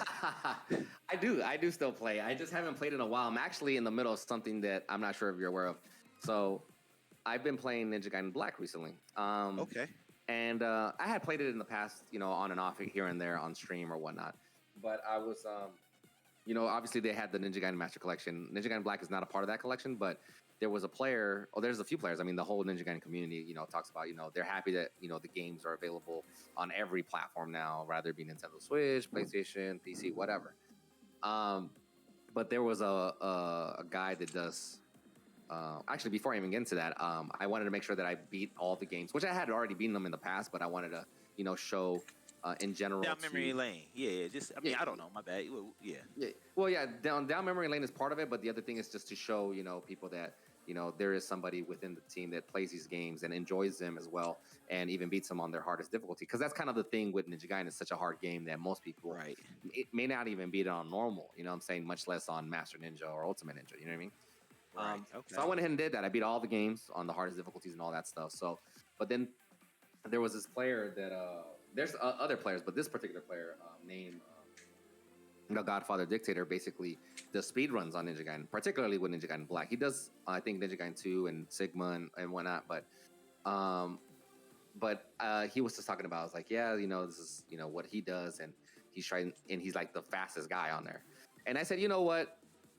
I said, you know what? Just like DOA in the sense of like, obviously when you think of a pyramid of players, the bottom half of that pyramid is generally the casual crowd. You know what I mean? The people that kind of buy the game because they like ninjas or they like Hayabusa or whatever. You know what I mean? Right. Then there's like the semi-competitive or the people that play ranked and they kind of take it seriously. They go online, they play ranked, or they play Ninja Gaiden and they play on, Master Ninja, and they're like, yeah, I'm kind of hardcore. So that's like the second, 30 to 40% off of that. You know what I'm saying? Okay. And that's kind of how it is with DOA. The second 30 to 40% is, competitive players or people that consider themselves competitive and play on ranked. And then there's the very tip of the pyramid of players, which is basically the pro players or the real offline or competitive players that actually compete in tournaments, play for money in the DOA side. And with Ninja Gaiden, that piece is the speedrunners. You see what I'm saying? Oh, who's gonna do? Okay, I see that. Who can beat the game the fastest on whatever level? You know what I mean? Right. So I said, you know what? I'm gonna go ahead and do that just to kind of take that even further in the sense of like, yes, I play these games. I'm also part of the team. I beat it on the hardest difficulty, but you know what? I'm gonna go ahead and dip my toe in the speedrun stuff, and I'm gonna go ahead and try to get in there. But now, I'm actually legitimately pretty close to getting on the leaderboards. So really, okay. Yeah. So now that I can taste it, as you know. As you know, as a competitor, I'm saying I'm in there now. Now I'm just like that. Now I want it. You know what I'm saying? Now okay. I want it. So I'm not trying to be the best one because I think the guy that I mentioned earlier, I think he's really really good. Mm-hmm. So my goal is to make it in the top 10 of the fastest speed runs for Ninja Gaiden Black, and right now I am projected to be, if I finish this run, because sometimes I die, and that's the problem right there. You can't die at all, literally. No saves, you can't die. You just got to finish everything quick. And right now, I'm projected, if I finish the game with the current speed I'm at, that I'll be in top 25 right now. So from top 25, I got to work my way to top 10. Okay. So that's what I'm doing as far as what games I'm playing and whatnot, and staying busy with work and stuff like that. Damn, man, that sounds challenging because I know how hard those games are. But it looks like we got our next match. We got Blackberry versus Cuddle Season. Yep. Blackberry versus Cuddle Season. We got Christy versus Kokoro, I believe. Cuddle Season is using Kokoro. I think so. Yeah. They're in a close space. I think Kokoro is pretty good. Well, I'm not sure how I feel about this matchup, actually, because of how Christy can crush a lot of things. Yeah.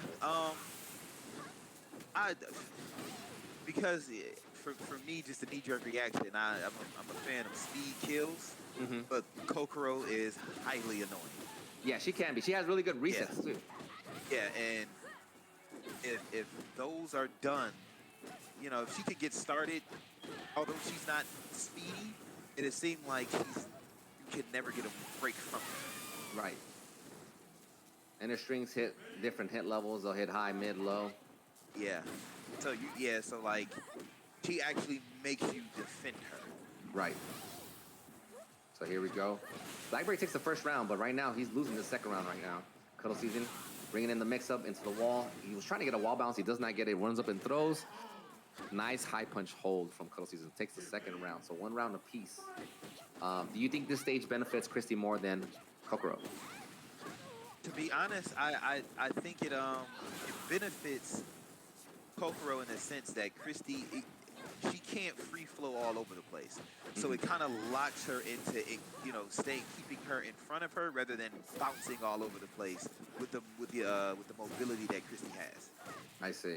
And I think just to talk about that mobility, I think, in my opinion, I think Christy probably has the momentum here as far as like the stage interaction, only because she has that one situation where she can stun you with that mid kick and get behind you for a guaranteed stun.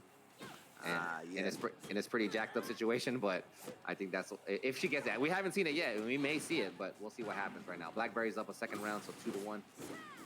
Yeah, and to be honest, from that, it's also like it's just so many layers with this game. So like from a tool basis, absolutely. From spectator standpoint of me watching what's going on, even though Cuddle season just lost, like I don't know if the matches would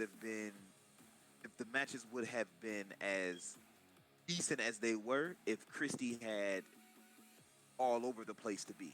Right. Versus, okay, I'm gonna keep you right here in front of me, so you also have to deal with what it is that I'm doing. Right. Right. So That's true. Yeah, most definitely, and that's one of the other nuances of Just Dead or Alive, where it's just like, much to your credit, it's like, all right, these are the tools, and this is how this should go. Then it's just like, all right, how do you play, and then what are you going to do? Because you'll end up worrying about something that I shouldn't have. I should have been worrying about it, but I shouldn't have because you're not doing it. Right. Exactly that right there. It's like the no mix-up. Yeah, yep. The no mix-up, yeah. Yeah. So Cuddle season switching over to Mai. So this is interesting. Mai is obviously a very fast character from King of Fighters. As a guest character here. Was a guest character in DOA 5. Tool set changed a little bit here. But my concern for Mai is she can tend to be very linear. So and not a lot of damage. Yeah, and not a lot of damage. So we're gonna see how that plays out against Chrissy here. I think much like how the game of KOF plays, Mai excels at making the proper reads and getting to her damage that way versus a traditional Dead or Alive character. It's just like, all right, out of the box, I'm gonna get busy. So therein lies, I think, just the way Mai is set up here, probably more the same way in King of Fighters. It's like, all right, I need to respond correctly to what it is that you're doing, and then get going. And it seems like that playstyle is working. Wherever Blackberry is trying to make a move or hit a button, he's being lightly tapped, which is causing light stuns. Yeah. And then Mai is going in, Cuddle season is going into lip stuns. You know what's so interesting though is that Blackberry hasn't done a lot of sidestep, and it's not like Cuddle season is throwing a whole lot of tracking moves. Again, she doesn't have many tracking moves, so I haven't seen a whole lot of stepping to just kind of stop some of the momentum. So we'll wonder. Let's see if he adapts to that or notices that. But right now he's about to take the second round.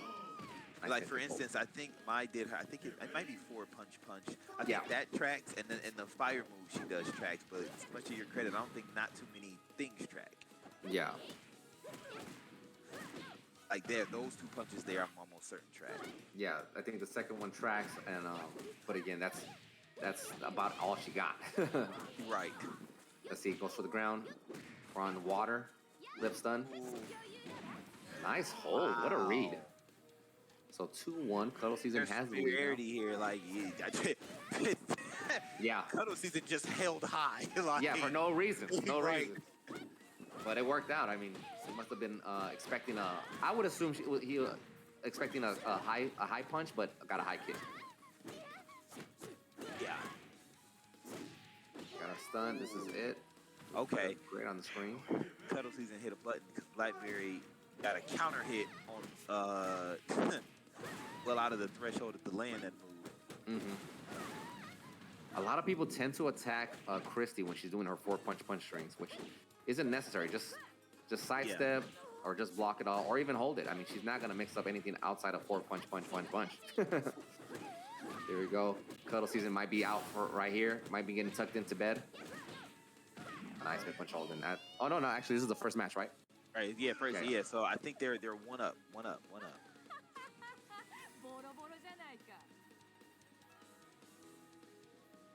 No, this is second. That's two. That's two. Right. Yeah, right. Kokoro. Cuddle season, yeah, Kokoro, and then switch to Mai. Yeah, okay. Yeah. I'm mad about that. Blackberry definitely showing his proudness.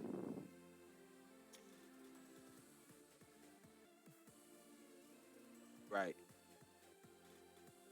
So pretty much what I'm for me watching Blackberry from what I expected. So we started out Nico, and then probably what he has been through in his other matches was like, okay, let me go to my tried and true. Let me pull out my Christie.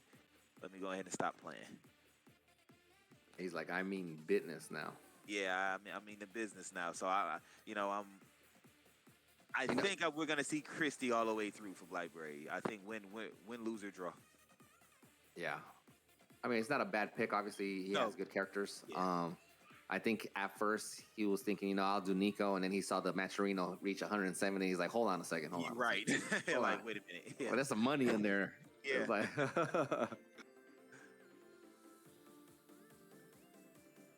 All right, guys, I'm gonna give y'all a break. Give y'all a 2-3 minute break. You have time, so we're gonna come back to winners. Okay. All right, guys. Okay. Okay, I guess resuming during the break. So that's what DOA Master has been up to. Still being DOA Master. Okay. trying to be. I'm transitioned from DOA Master and just trying to be Master. Master at DOA, Master of Ninja Gaiden. Okay, I feel that. Yeah. But yeah, I'm trying to get really good with Ninja Gaiden. It's been coming along pretty well, but it's pretty. Cool. Actually, you know what's so funny? I did a speed run with in DOA 4. I ended up getting the fastest speed run currently, at least in DOA 4, for being the game on story. Yeah. Okay. So I'm just out here just adding accolades that I don't even have to. Right. Just adding stuff to the list that is just like. At this point, I think it's just you. Yeah. Like, yeah, I'm doing this. I knocked this out. Like. Yeah. And I told myself, history. I was like, I don't really have to do this, but I'm just doing it anyway. I don't even know why I'm putting myself through this struggle, but I've had a lot of fun with Ninja Gaiden right now, so it's cool. Just in case somebody comes along and like, yeah, nah, kid. Yeah. And you know what? I think it helps. For me personally, I'm looking at it in a different perspective for like the Ninja Gaiden community. I think same to like the DOA community. Like I know that the DOA community understands that I have a background with this game. I've been a casual fan. I've been a competitor. I've been a professional and all that stuff. So I think for the DOA community, I think it helps knowing that there's somebody at least still in there, kind of like fighting that fight of like, I love DOA naturally, you know what I'm saying? And I think it's the same for Ninja Gaiden. I think to a certain degree, it's like these guys are slowly understanding. It's like this guy is actually being serious about this. Like he's actually trying to be here and battle with everybody else that's trying to get good times or whatever. And obviously he's done all his other stuff, So I think it sits well for a community to know that you have somebody within the team that's well versed with these games. You know what I'm saying? Because sometimes. Right. You'll be like, I'm going to play, as an example, I'm going to play the main producer or director of this game. And then you play him and it's like, bro, this guy was free. You know what I'm saying? Right. Yeah. Like, I was like, do you have anybody in there that's good? You know what I'm saying? So I think I think it's useful to have that in the sense of like, it's like, these guys, it may feel like, they don't know how to play the game or whatever, but they can kind of rest assured to some degree, at least, to be like, there is somebody in there that knows how to play these games. It is well aware of, the loops, the glitches, and all that stuff. You're representing for the team, and I respect that. I appreciate that. Okay. Yeah. And I can't say I play. I can't. You didn't play Ninja Gaiden? To be honest, no. I think I may have dabbled in some of the earlier ones, but like. Mm-hmm. Yeah, man. It might have been just you playing Hayabusa. I'm like, man, I see the character enough.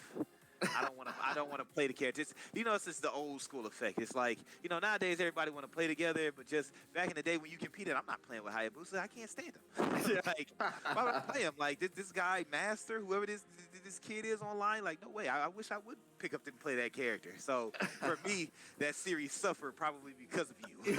I'm sorry.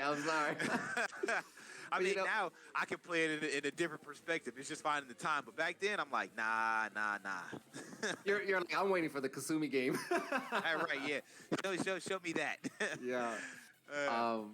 But yeah, I mean, it's obviously a different type of game. It's an action hack and slash for those people that may not have touched it. It's obviously a classic franchise, but oh, absolutely. It's not for everybody. I can understand that. There's people that obviously they may play DOA or maybe even play Neo. But they don't touch Ninja Gaiden because of the way it plays. It's a difficult game, but it's a very fun game. It's a very rewarding game if you put the time. Oh, absolutely. Like that's thing. Once I completed it, I haven't gone back to doing it, but I definitely can attest to that from playing Elden Ring. Yeah. So I'm just like, yeah. So the difficult games, to make you think like, all right, how do you like? What the hell? Okay, cool. I need to like. This is my only time to attack. All right, like, cool.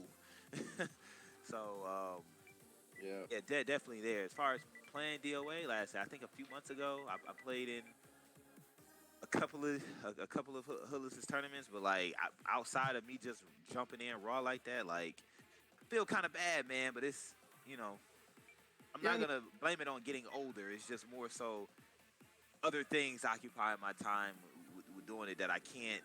that's really And I'm what it too is. That's yeah really yeah what I, it is. I I'm don't think it's too the age. It's more yeah responsibilities. yeah, and I'm too competitive to like say, all right, I'll play a couple hours out of the week. Like that will only get me started. Like, nope, forget that, man. I gotta I'm I know what I'm capable of doing. I know I'm not doing it because I'm not playing it enough. So it's just like, you know what? I'll watch from afar. I'll come around and you know what I'm saying and just play. Just Yeah. just really to support and show up. But for the most part, it's just like I'm gonna watch you guys. Yeah. Yeah, that was definitely one of the hardest hurdles to like kind of overcome a little bit, making my transition as well, because it was just kind of like, I'm so competitive. You said you get into that spirit where you're just like there, with all the other top Yep. players. It's just kind of like, all right, but over time, I kind of like understood. I was like, you know what? No, it's a time to switch roles here. I think it makes a lot of sense, and it's good to see some players, especially players like Hoodlus, that obviously put in the That's time. why like stuff like this. Like, let me come out and support. I don't have a problem donating. Do some commentary, you know what I'm saying? And it's just like I can, this is my way of I guess giving back because I still like I play a bunch of different fighting games, a bunch of different games, but this is still for me. Like it's my game. This is my game. Here we go. We got Hoodlus versus Steve Omaro. Okay. With Momiji and Hoodlus with Rig. Okay, so they both kind of play. This is what winter finals. Yeah, winter finals, so right? Winter finals. So we got this. Is this 3 out of 5 or is still 2-3? Nope, because that's old school. I'm thinking old school. This is still 2-3 until you get to the grand final. It's first. Okay, so first to 3. Okay. So the top 3 is 3 out of 5. Got it.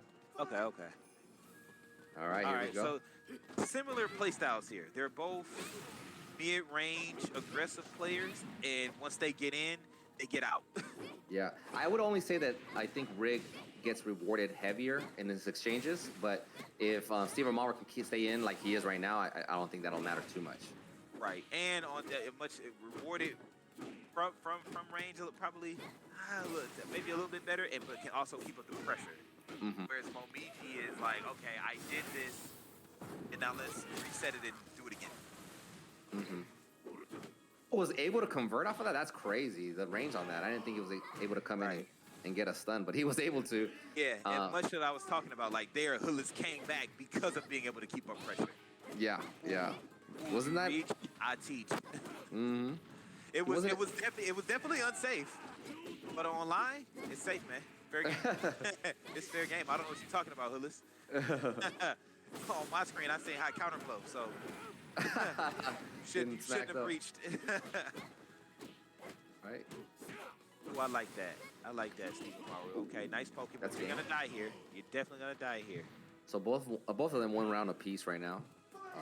We're here in the Hidden Garden area, basically. Nice hold. Ooh, tries to interrupt. Does not work out when he's in the stance. He did it too quickly. Because the move went mid high. He got clipped by the mid. Right now, Hoodlus has a lot of the momentum. They're going into this alleyway now. There's a lot of breakable things here. Let's see if anything happens. Nice interruption by Hoodlus. Tries to go for the throw. Gets hit on high counter. Absolutely. Jumps over the low wake up kick. Ooh, back turn. Hoodlus can keep that in mind because, like, when he tried to fish for a hold from Steve Omaro is old school. He's not going to hold in situations where the throw can kill him. Right. Break hold out of Hoodlus to try to stop his momentum real quick. He's going to try to send him over to the breakable wall. Did not work out. He's almost going to end up in the breakable wall. This looks like he's going to switch up the stance here or reposition. Got stunned. Yep, Hoodlus tried to back away, got clipped. Uh-oh. Yeah. Nice spacing from Steve Omaro. Does not capitalize on it, though. Oh, nice step. Oh, tries to go for the throw. Yep. It wasn't a fuzzy guard. Hoodlus ducked out of it, but Nope, nothing broke. Nothing broke. Not within the range. Steve Omaro throwing out moves right now, and they're clipping Hoodlus. Not going to be enough to kill. His throws are not that strong. Just do it. Do it, Steve Omaro. Somebody's going to do the break blow. Just throw it out. 5 seconds on the clock. He's going to get hit by it. There it is.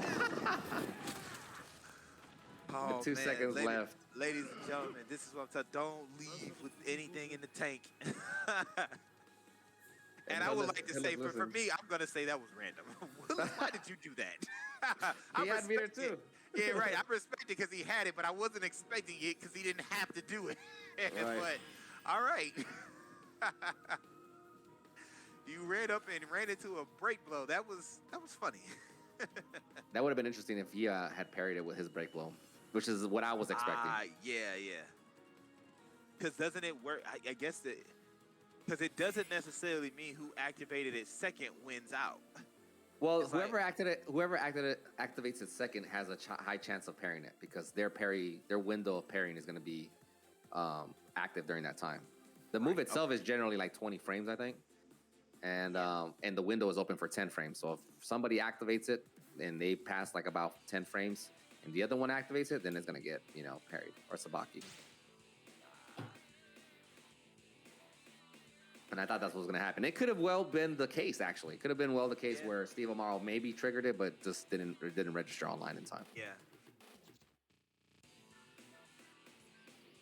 But also, I can say this: from being old school, we tend to forget some of the newer stuff we can do.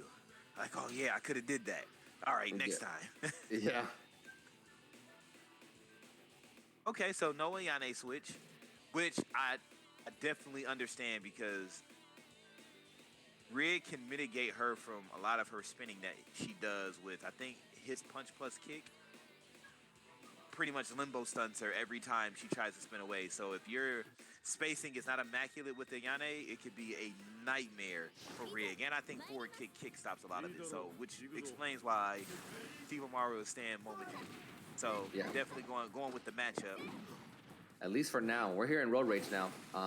Hoodlus is up one match. We're here in winners finals, and the Hood Weekly the 100th Hood Weekly. Right. Hoodlus not only hosting it, but is also gonna play in it. Yeah, he saw some money going there. He's like, I'm glad I joined. Right. All right, he loses the first round. Steve Omaro closes it out. Hoodlus has the majority of his meter, but Steve Omaro quickly coming back. Has not been touched. Right. Okay. This is it. Boom, boom. Oh, he misses that. Don't let this be a comeback. Okay. So, Steve Omaro closes the second round. I thought Hoodlus was going to make a comeback, and that can happen sometimes. He does not let him happen. Does not let it happen. So 2-0 in this match. Oh, he read the mid kick. He knew that was coming. Gets him down. He's trying to go for the ground game setup. Was able to read that. Again? No. Backs up. Nice stun. Read the break hold. 3-0, just like that. All right, I'm showing my age a little. This is like the first Space Jam. When Bugs Bunny came into the locker room with the with Jordan's what we had in that water bottle, whatever Jordan was sipping. Oh my God! Like Steve Omaro had a little sip of that because it's been a good while since I've seen somebody beat Hoodlus like that. Yeah, it doesn't happen frequently. So if you Yeah. guys saw that, that might be a clippable moment. Yeah.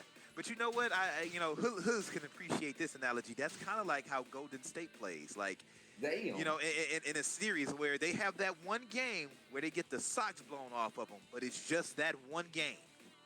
And I hope they start losing because they're being the Mavericks right now. I'm a little upset. Oh yeah. Yeah, but you know what? Here's the thing. Really quickly, Dallas had that moment where you guys had them beat by 20, but I don't know what you guys did there. I don't know either, man. Let's not talk about it. Yeah. Let's back into the match here. 1-1 Right. apiece. We're here in the ring. Right now, Hoodlus is taking Steve Omaro into the ring right now, to the wall. This Go ring ahead. stage here is a little bit more spacious than the one that explodes, the wrestling ring. The boxing ring is a little bit bigger. So here, who do you think? Do you think this complements both of them well, or one of them has the edge over the other? I think Rig wins out in general only because I feel like whatever his pokes are, or whatever he uses to get in, tends to reward him more than it does for Momichi. Momichi has a couple of things that do reward her pretty well, but the majority of Rig's moves, I think, reward him a lot more. He has more options. Okay. Here yet again, I'm kind of a little torn because I know both players. I know how they play. So for me, I'm coming from the perspective when I say this from who I know from them and how, and again from watching what I see, I think it complements them both equally. And it's just for me, it's like, okay, who gets started First. who gets started first and is able to keep their strategic edge on the other. And it seems like Hoodlus is definitely able to. Oh, I like that. Nice jump in. I think that's a wrap. Yep. Yeah. Way to So Hoodlus- capitalize to that. Yeah. So Hoodlus was up 2, and then Steve Omaro was able to get himself on the board on this particular match. Hoodlus starting off this 4th round pretty strong with 2 forward throws. Now, my only issue is just if he keeps doing the throws, it just takes a long time to kill your opponent with Rig because his throws are just not that strong. Yep. Nice stun. High counter. He's going to extend this. Oh, that could have been game on high counter, but doesn't get it.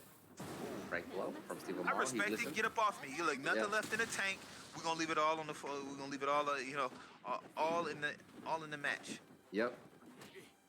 Tries to jump over him. No, doesn't get anything out of it. Ooh, okay. That's a wrap. It's okay. I'm not mad at that. I've watched a few of these matches. Steve Omaro leave with something left on the table. He didn't leave anything on the table. And it worked out because it definitely put Hoodlus on the defensive. He tended to block a little bit more there because Steve Omaro started to apply the pressure. So it worked out. I think it was. Out. Yeah. I think it was a good option to have. I mean, you got to use it. Yeah. I agree with that. I got him off him for a second. Not enough to close it out and come back. But I think right now he's going to have to figure out who he wants to go with. Hoodlus is on game point here. He's 2-1. And Steve Omaro is going to go to Ayane. Now, this is important. Just what you were talking about earlier about spacing and all that. I think with Ayane, he's definitely going to have that spacing down really, really well, especially if he gets a big stage. Now, if he doesn't get a big stage, he's going to have somewhat of an uphill battle, in my opinion. But if he gets a big stage like Unforgettable, Road Rage, or any of those maps, then he'll have a chance to dance around. Yeah, and here's one of the things too. Like, I don't know how often these two play, but like just his, for me historically, just talking to Hoodlus a lot and playing, like Hoodlus' nose and his eyes, like deer in the headlights when he gets certain matchups, which is like, yo, I know I can do this to you. So if Steve Omaro knows that, hopefully he can try to bait Hoodlus into coming in, like, okay, baiting him and spinning, going, okay, I need you to commit to something so I can get started. Mm-hmm. Yeah, because you see he's doing it right now. If he catch him, it's gonna be bad. So, and okay, cool. And I'm seeing Steve Omaro do it and then come out of it and hold. So he's definitely aware of what can happen to him. Okay. That was really risky, but he went for it. I guess he felt that he was going to push a button, and he gets Hoodlus getting a little careless right there. Now he's getting a little careless. Hoodlus is going to expose him for it. Steve Omaro, again, what we were talking about just a second ago, is that he has a really wide open stage. So I guess if I was in Steve Omaro's ear, I'd be like, use that space. You may not get another map like this. Yep. Because this one definitely plays in your favor. Right. Definitely plays in your favor. For me, every match would go 60 seconds. Yeah, exactly. Ain't nothing wrong with that. That's a legit strategy. Yep. Every match is 60 seconds. Definitely kind of get away from this wall because this makes the stage a little smaller for you because everything Rig does is going to keep you in front of him. Or at least what Hoodlus is going to do. Okay, here we go. Nice prediction right there on the mid kick hold. Gets a super launcher throw back or super launcher hold. Gets the ground pound. He stays in close. Okay. Sends him off. I would back off at this point. He gets hit by the wake up kick. Same. I was just going to say it like, yep, here we go. Now he's paying for it. Because he did back off, he might die. Yeah, I think he is going to die. Oh, no, maybe not. He's going to have a little bit left. Doesn't have much space to play with because the wall's behind him, but Hoodlus is giving it to him. Establish, yes, thank you. Establish the environment. Good stuff. Oh, watch your feet. Watch your feet. Yeah, we got to be careful with that. And that could have been stepped as well. But then again, he could have gone to the tracking mid kick, so you just never know. And I like Hoodlus capitalizing, trying to get away from him and running up. Like, no. Let me get up and do something. Yep. Nice unsafe. punish. Gets punished, yeah. Throws a tracking move. He's trying to make sure that Steve Omaro does not sidestep him too much. Wow, with the mix-up right now, he's getting like thrown all over the place. I would use it. It's too late. Yeah. Oh, he's gonna use it now. If he uses it now, he'll kill Hoodlus. But he's gotta find that opening. Yep. It's all right. Ooh. Oh. He came in attacking. Run up. Yeah, tried to come in attacking. Yeah. Didn't work out for him. All right, he's backing up, runs up and throws. I respect it. Okay, Backs off Steve, again. I don't know if you listen. Every match from here on out, it has to be 60 seconds. Let me see it. Nice throw. Yep, He shouldn't push a button there because he can get blown up. Yep. You get the pressure is not on you to make any move. It's all on the Hoodlus now. You have the health advantage. You have the stage advantage. Yep. Do not run in. Just go away. Nice, safe move. All right, blocks everything. He's backing up. It sounds like he's listening, so let's see what he's doing. He's not doing it in a timely fashion, though. It's too late now. He should have did it when I said it because this is what's going to happen. Right, now he's going to go for the mix of what's going to happen. Okay. Uh-oh. Oh, this got game. it. That's game. Uh-oh. Oh, that's game. I'm about to say I was wrong about game. Impossible. Right. I thought it was it, too. Yeah. Oh, my goodness. Well, I think Steve is still in it. I like that. I like how that match went. It was just he was a tad late on establishing space. I think that's 3-1 right there, though. I think that was 3-1. Yeah. So he'll be going to the losers. Hoodlus will be going. We're going to the grand finals, and then we're gonna get the match of Tsunami and Blackberry, I believe, which is a rematch. Yeah, that is a rematch. Okay, yeah. Definitely a rematch. And I think Blackberry put Tsunami in the losers bracket. Is that no? Tsunami put Blackberry. Yeah. Right, okay, the other way around. Okay. So Tsunami and Blackberry are up next in the loser side, and we're gonna see who gets to tuck in who tonight. Right. I'm saying, making sure you're there, nice and cuddled up. You're like, hey, you tried your hardest, didn't work out.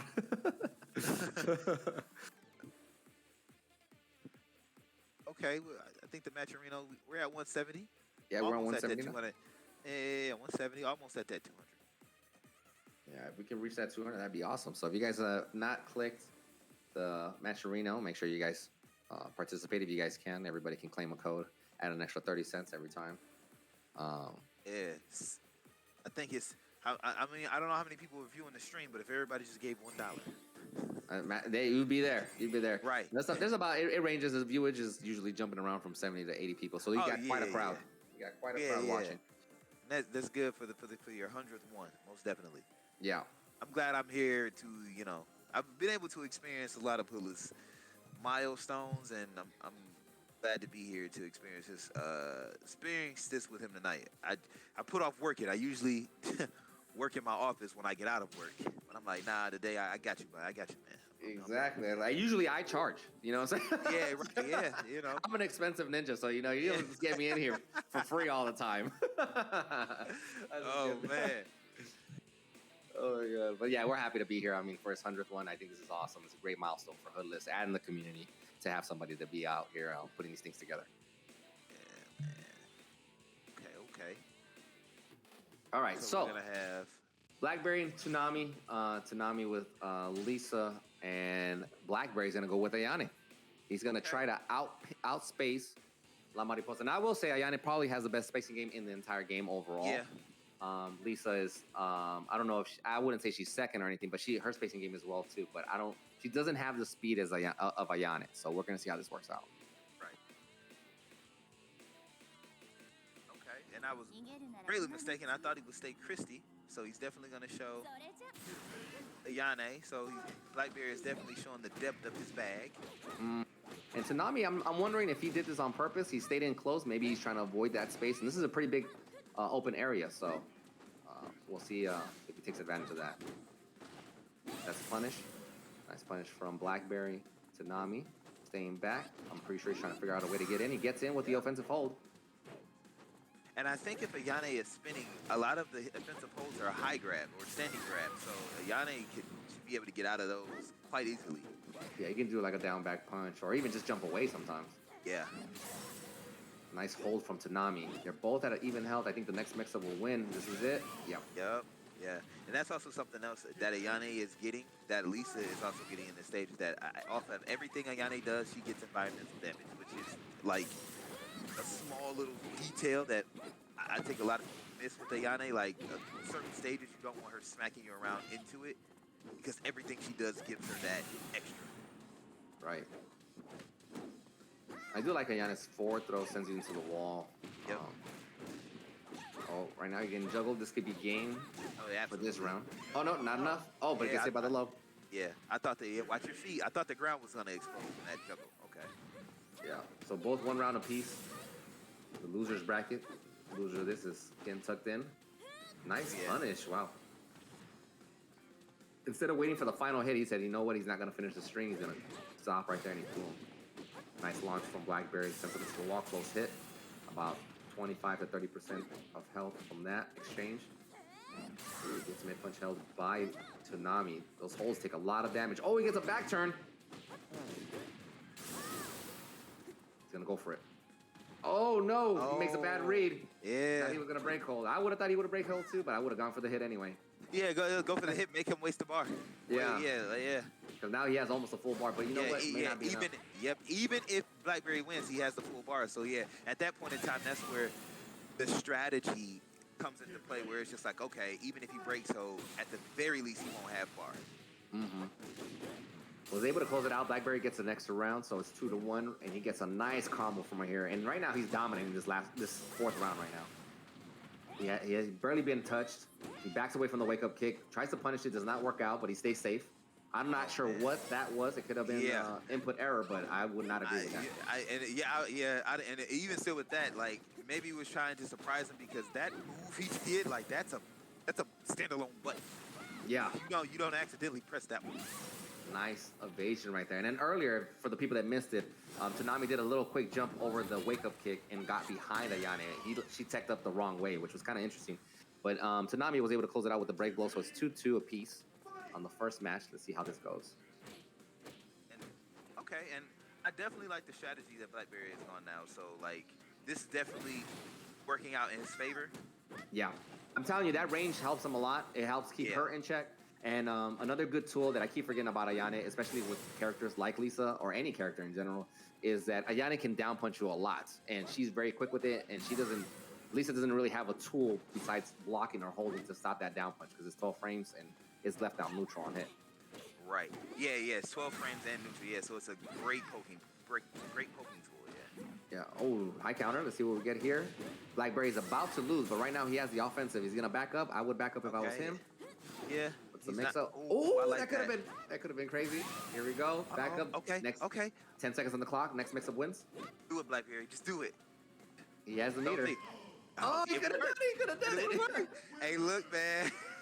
Even just for the advantage. Even just for the advantage. Even just for the advantage to cause a panic situation. Like, and even still, like, just if he read his opponent a little bit better, his opponent was definitely kept sidestepping, trying to get away from the wall. So if I guard break you and get the advantage, you're gonna try to do something that not ill-advised to get away from it. So definitely. I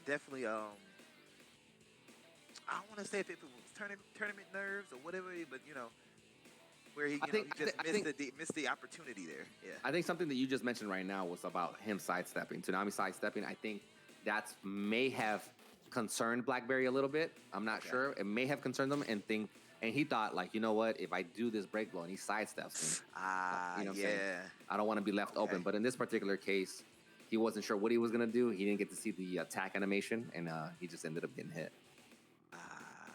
Okay. So Blackberry's gonna go with Kula from King of Fighters, another guest character, first time in DOA. Kula is she's not necessarily tricky. She's definitely annoying though. She's not tricky, but she's definitely annoying. And shout outs to people in the chat and Hoodlus' stream right now. We've reached the $200 threshold here that we were trying to reach. So $200. Greatly appreciate that. So here we go. Tsunami with the holes. Lisa holes take a lot of damage. You got to be careful. Tries to freeze them. Cannot freeze anybody in the air for those people that don't know. So things like the splash, handstand, things of that nature, they did not get frozen in the air.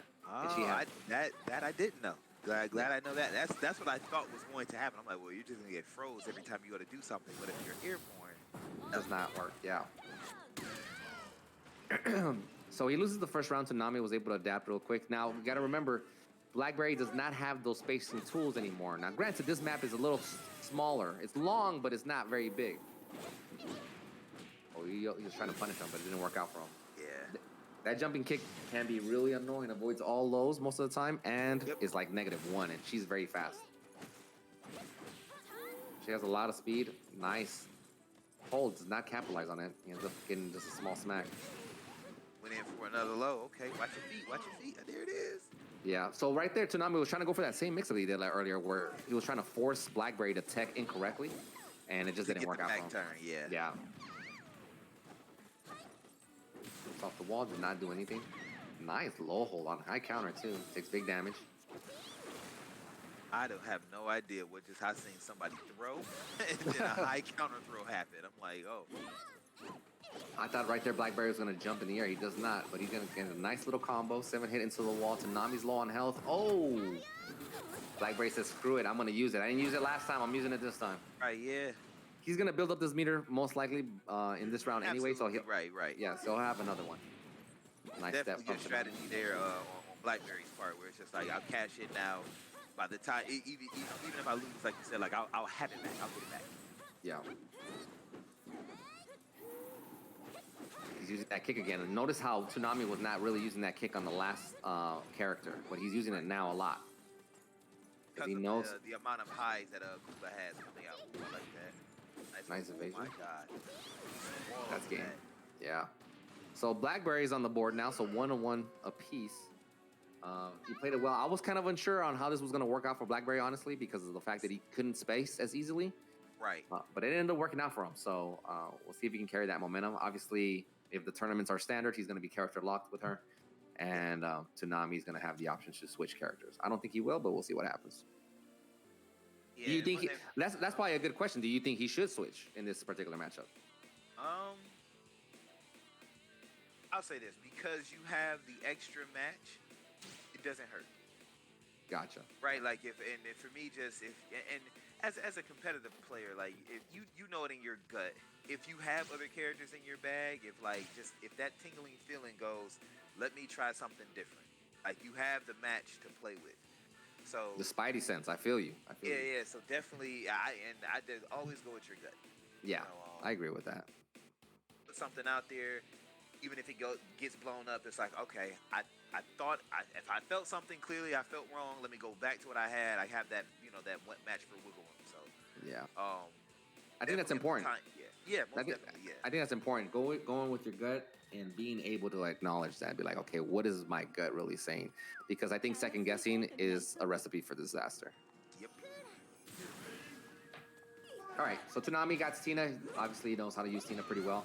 We're gonna see if he's gonna be able to keep this distance close enough, but not too close, because Tina's not as fast as Kula, nowhere near as fast, but definitely can put out way more damage than Kula. And right now, he's like, I don't care how fast you are. And pretty much can be aggressive, which is what we're seeing with Tina that we didn't see him do with Lisa. Right. Which is, okay, you know what? This cat and mouse game that we keep playing, I'm going to lose playing it with Kula in between getting frozen or clipped by something. So I'm going to play Tina and, engage in this fisticuffs. To limit how much you're doing ice breath and spacing and pretty much make you do this here. Right. It's not working out for him in the second round. He did get to the first round, so Tsunami and Blackberry 1 round apiece right now. Nice low hold. He went ahead and tried to basically guess for it, because it's a very quick move. A lot of people get mixed up with the low finisher that ends with the sweep or the mid kick, but they can both be sidestepped. A lot of people tend to forget that the final hit can be stepped on either low or mid. Nice hold by Blackberry. He's trying to space him with the ice breath. Just a hop. Nice stun. Yeah, when Tina gets you, man, she makes you pay big time every time. Yeah, and it doesn't take much. Good stun launch damage, and of course, amazing throw damage. Tsunami trying to get that early hit with the taunt, but I don't think it ever works that well against the better players. Yeah, you got to catch somebody sleeping at the wheel when it comes to better players. Yeah. Yeah. Nice step. That could have been a mistake if he stepped and the kick came out, but he kind of figured it wasn't coming out this time. Right. That was interesting. He tried to go for a throw there, or a hop probably. He got hit on high counter in the middle of that string, so I'm wondering what Tsunami did there. He either did a hop kick or he did a throw. which I wouldn't understand a throw. It might have been a hop kick. I think it was a hop kick. Yeah, if you get caught airborne with a hit, it gives high counter hit. Yeah. Nice side step attack. That's Frozen. Ridiculous. She caught her back turn doing a move. That's wild. You gotta be careful out here. Oh yeah. Just trying to mix them up with the string. That's safe. Look at the defense. And look at the offense. That was a flying display right there. Just blocking all that. Right. I'm not gonna move and I'm not gonna stop. Nice stun. Oh, that could have been really bad, but it's a game right here. Yep, Oh no! Yeah, it is. Yeah. Yeah. When she does that air throw like that, it's a guaranteed ground throw. Yeah, I keep forgetting about that. And that's again, it goes back to Tina. Like when she gets you, she's gonna make you pay pretty well. Absolutely, yeah. So Tsunami's up 2-1. Okay, so now I think this is time for Christy. Yeah. Blackberry can definitely change, but I think if he changes, that's it. That's it. No more. Yeah.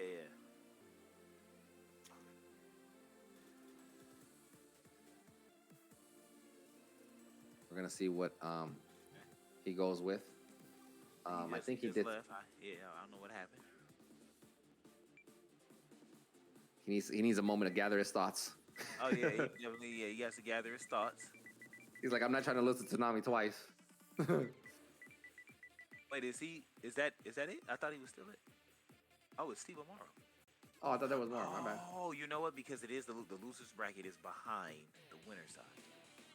So that's right. That was just a regular match. Definitely. Oh yeah, that's right. My bad. Yeah, absolutely correct. Yeah, you are absolutely. Hey, look, man, that's how far out of the game we've been. I thought I was keeping track with the thing, and I wasn't. Hey, same here. I'm looking at the wrong bracket. It didn't update for me. Yeah. I'm like, oh man. Okay. That's right. That makes sense. That makes perfect sense. Yeah. Okay, so now the 2-2-3 where the wiggle room is here. Okay, yeah, this is the wiggle room right here. Yeah, we got first to 3 on this one. So yeah, I'm wondering if Blackberry, how he feels about the fact that he went with Kula, if he was comfortable with that, and if he's okay with that. Right. Yeah. He played solid. It seemed like it was fine, but yeah. So I guess you can't argue it. Like you played well, but he played well. Yeah. Okay, so Steven wants. I got a backflip too. I'm wondering if he's thinking about that one moment though, where he could have used that break blow. Remember with Ayane? Ah, right. I wonder if he's thinking about, because I would have gave him that win that time. But anyway, we're in this match now. Tsunami versus Steve Omaro. Right now, it looks like Steve Omaro has the lead. Steve Omaro has Omiji and Tsunami as Lisa. Steve Omaro keeping that pressure. Tries to jump over the wake-up kick. No wake-up kick came out, but it kept the pressure going. Ends up getting hit by the cartwheel kick. Gets hit by the sweep now. Uh-oh. That's game right there. Okay. And I saw what Steve Omaro did. Old school. He backstepped just a little bit and was all up in at least in the moment she landed. So I don't know if I can't even call them Lisa shenanigans. I don't know if what Lisa has going for her is going to pan out well for Steve Omaro's play style, accompanied with the tool sets that Momiji has. And you know what was interesting was Steve Omaro is using that four punch kick string, and there was a moment where he didn't follow up with anything, and he just went straight into the backflip kick, which is super unsafe, but ends up hitting Tsunami trying to do the cartwheel kick. It's just kind of interesting how players will use strings that are generally unsafe, and will just like feed in another move. That's probably to a testament of like, all right, I'm familiar with this player. You're gonna try to poke here, so I'm gonna go into the lab and see. Okay, if I do this, it's wildly unorthodox as you just mentioned. But if I do this beats that. Right. And it looks crazy, but it's like, nah. I've been in the lab. It looks crazy, but it works. No, yeah, exactly. It works. I'm not saying it shouldn't work, but definitely. Yeah, but no, I get what you're saying. Where it's just like, why did you plug that move there? Yeah. And it's just like, I'm plugging it here for this reason. Oh, well, that player shouldn't be doing it. But okay, cool. It's fine. It's your competition pushing envelope. Right. And Steve Omaro ends up taking that one, so a 3 straight actually. We're gonna see if there's gonna be a change. So, but you know what? I think the last time they played, didn't that happen? I think Steve Omaro was that Cuddle season that I seen. Steve Omaro, he did. I think it was Cuddle season. Yeah, he did 3 straight, and then somebody flipped the switch and came back, and it was just like, oh, okay. Yeah. Somebody, yeah, got with the program. So okay, definitely wanted Tina. But the thing is, it's like I want to see because it seems like with Lisa, it's like okay, I'm gonna play the spacing game with you, and then Tsunami's style of Tina is more so In your okay, face, I'm right? aggressive. I'm gonna be in your face, Yeah. and I want to see how that works out for Well, him because only because of the speed difference. right. And that's one of Yeah, my concerns when you playing as Tina. But it seems like that doesn't bother Tsunami too much. And there is a thing about Tina that people seem to forget is that her tool set is pretty darn good once she hits you. You know what I'm saying? So her attacks are good, her holds are good, and her throws are freaking godlike. So if once you're in there, you're right, in there. And here's a perfect example. He's gonna take right. about 30%. All I do, I just need to land one stun, and yep, Mm-hmm. He's just trying to keep that pressure going. Drops a whole combo, does not work out for him. And that was a throw on normal. I Still think got Tina good got damage. a little junk in her trunk because Yeah. Omaro went to juggle and Tina fell clean out of it. Yep. There you go. See, her stuns are good. You know, Yeah, her attacks are not fast, but her stuns are great. They keep you in there for a long time. and it forces your opponent to make a decision. You're either gonna hold this Or get take it. thrown, or yeah, Yeah. or take it, yeah. Right now, Steve Amaro's getting that momentum going. He's jumping over wake-up kicks. He's staying in. He comes in. He's doing some trickery, some Ninja Gaiden trickery. I feel you. All right, he caught you sidestepping. And you know what's funny? Like, Momoji did all of that damage, right? And but Tina, if I just throw you one time, Yeah, exactly. the He did fight all is this even. work. He did all Yeah. this work to prep it up. Yeah, I mean, it worked out for him, but it's just like Tina's like, if I smack you once, it's a yeah. wrap. And that's one of the things there too that I'm not in favor of where it's just kind of like Nami teched up and immediately started backdashing. It's like no, your back is to the wall. That wasn't. Yeah. Yeah, like you got to get up and then move, but I don't know if it's again if it's nerves or it's just like okay, my opponent is really good. What next? And you're Right. not really. Yeah, because I mean, still kind of doing it there where it's just like get away from the wall. It's not your friend. Yeah, you're bagging up to it, and it's gonna suck if it's gonna be the reason that it may be your downfall. Mm-hmm. Now, Steve Omaro right there did a nice option. He did the break hold at 2-4-4 punch. I think that made sense because he didn't have to use the break hold, but I think what the reason he used it there was he's not trying to extend that round longer than he has to. So Right, he's like, yeah. I'm going to sacrifice the meter real quick, try to close this out so I don't have to deal with it. And right now, you'll see Steve Omaro, when he backs up a little bit, he uses his free plus kick hit. It looks like a sweeping high kick or whatever, but Yeah. that kick is really, really fast. In fact, I don't think Tina has anything to stop it up close because it's 12 frames. Yeah, and it definitely keeps you honest. Yeah, A really it does. good range move. Yeah. And it stuns you really well, too. But right now, Steve Omaro was able to close that second match as 2-0. Tsunami, I would think that Tsunami would put a little bit more of a fight. He's only won one round in the last, what is that, 6 rounds? 6-7 Yeah. rounds? So we'll see what he's gonna do. And much, what I was saying before that match even started with Tina, it's like, okay, I just from watching, it's like, okay, you're gonna be aggressive with Tina, but I don't think that it's not gonna play out in your favor with the way Steve Omaro plays, So it's again, I know I say it a lot, I say it often, but Steve Omaro being old school, like they're not, we typically won't fold under pressure. Only because we've been playing the game for so long. So you're not going to show me anything different. And we're pretty much going to stick to our guns and stuff. So, And you know what Steve Omaro is showing from what I've seen from his playstyle is, and that I respect, is that he's playing his game, which is Yeah. basically, Yep. I'm gonna do what I'm gonna do, and you got to stop me first. yeah. Otherwise, I'm gonna and regardless of what you're doing. Yeah, exactly. I'm gonna just keep doing this regardless. Now, we're in this third match right now. Steve Omaro has game points, so if he wins this, he's tucking in Tsunami. But Tsunami went with Helena, and I think this is gonna be a hard matchup for Momiji, Yeah. but we're gonna see how this works out. All her little jumping shenanigans does not work on Helena, so those options are Yep, kind of out. as we see the Bokulo step right there, which is showing to be the bane of every character. Yeah, yeah. It's just good. It's a really good move. It's hard to like avoid that, All right, he dodges the mid attack. Gonna bound him. I think in this particular case, if he ends up losing this match, Steve Omaro will probably heavily consider going to Ayane. I think Ayane will probably be a better option, but we'll see if he adapts. And fun fact about this: Steve Omaro is, at one point in time, I don't know if he's still current, really good friends with Black Mama. Oh, okay, yeah, that's true. That's true. He was. Yeah. This matchup May be familiar to him. Maybe familiar to him. Yeah. So now it's like, I remember years ago I was playing against Steve Omaro, and I had a Helena bag, and I'm like, all right, I'm gonna play Helena, and I played him, and I think I beat him once, and he was like, wait a minute. You're playing and you're not gonna use the Buffalo step at all? Yeah. And he didn't say anything else after that, and that was the only time that I beat him. I'm just like, okay. There you go. Off of this, so definitely. Yeah. Nice little hop from Steve Omaro earlier, and he got behind him. Tsunami coming in. Yeah, let's see if Steve Omaro makes from being familiar with the character, if it looks, I don't know.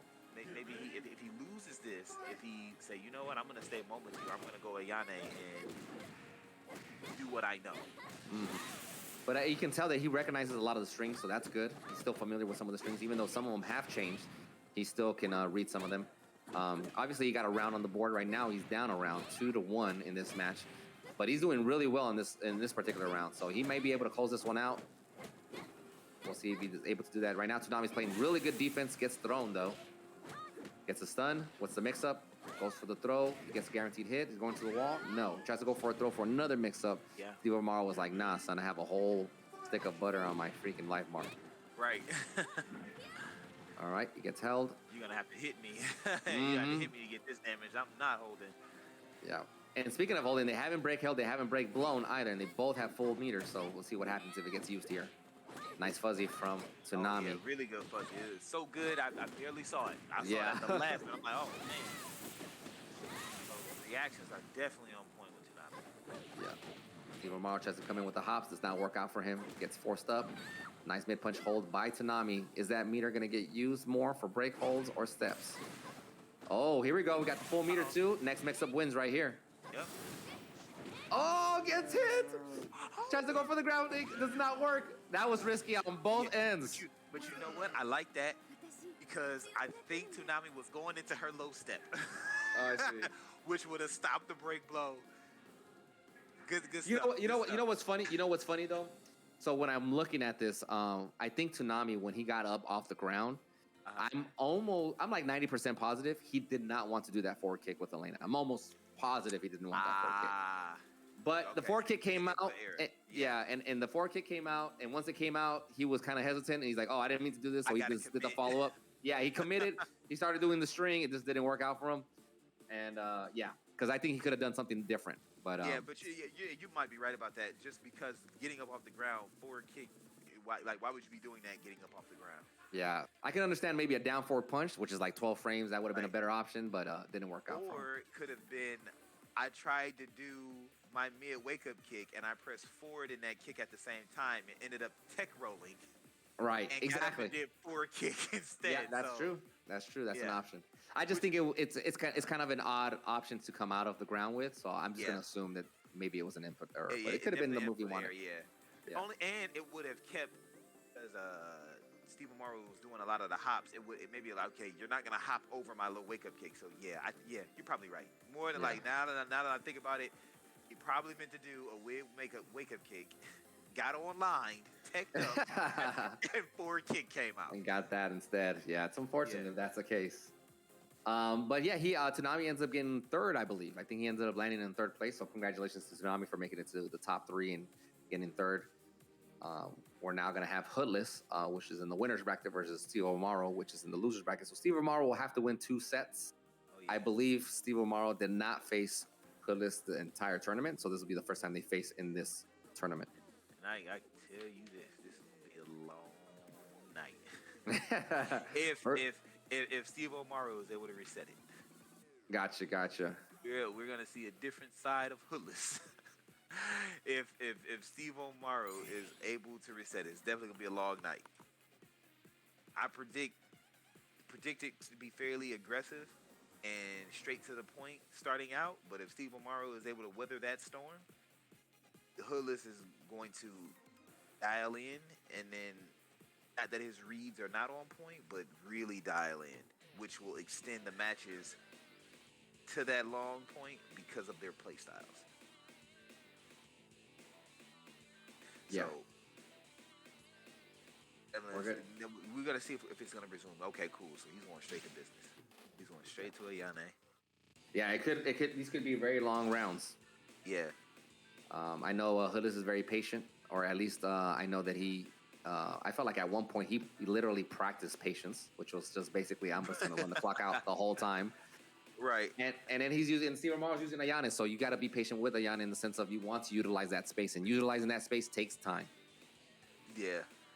And that's one of the things too. Like from playing Hoodless years ago, back in high school days, like he's always had patience, but like during DOA 5, when because we're both from the Midwest, he definitely adapted a lot of stuff that I could see in his game from like myself and I would say Ryujin. So Hoodlus is patient, and I adapted at it as well from playing Ryujin as well. It's just a ridiculous amount of patience and letting players hang themselves. And I definitely see that element in Hoodlus's play. I say from playing for as long as Dead or Alive 5 was, relevant. In the tournament, in the offline tournaments, he's definitely playing us a lot. So his patience is ridiculous. So we're here in the first match.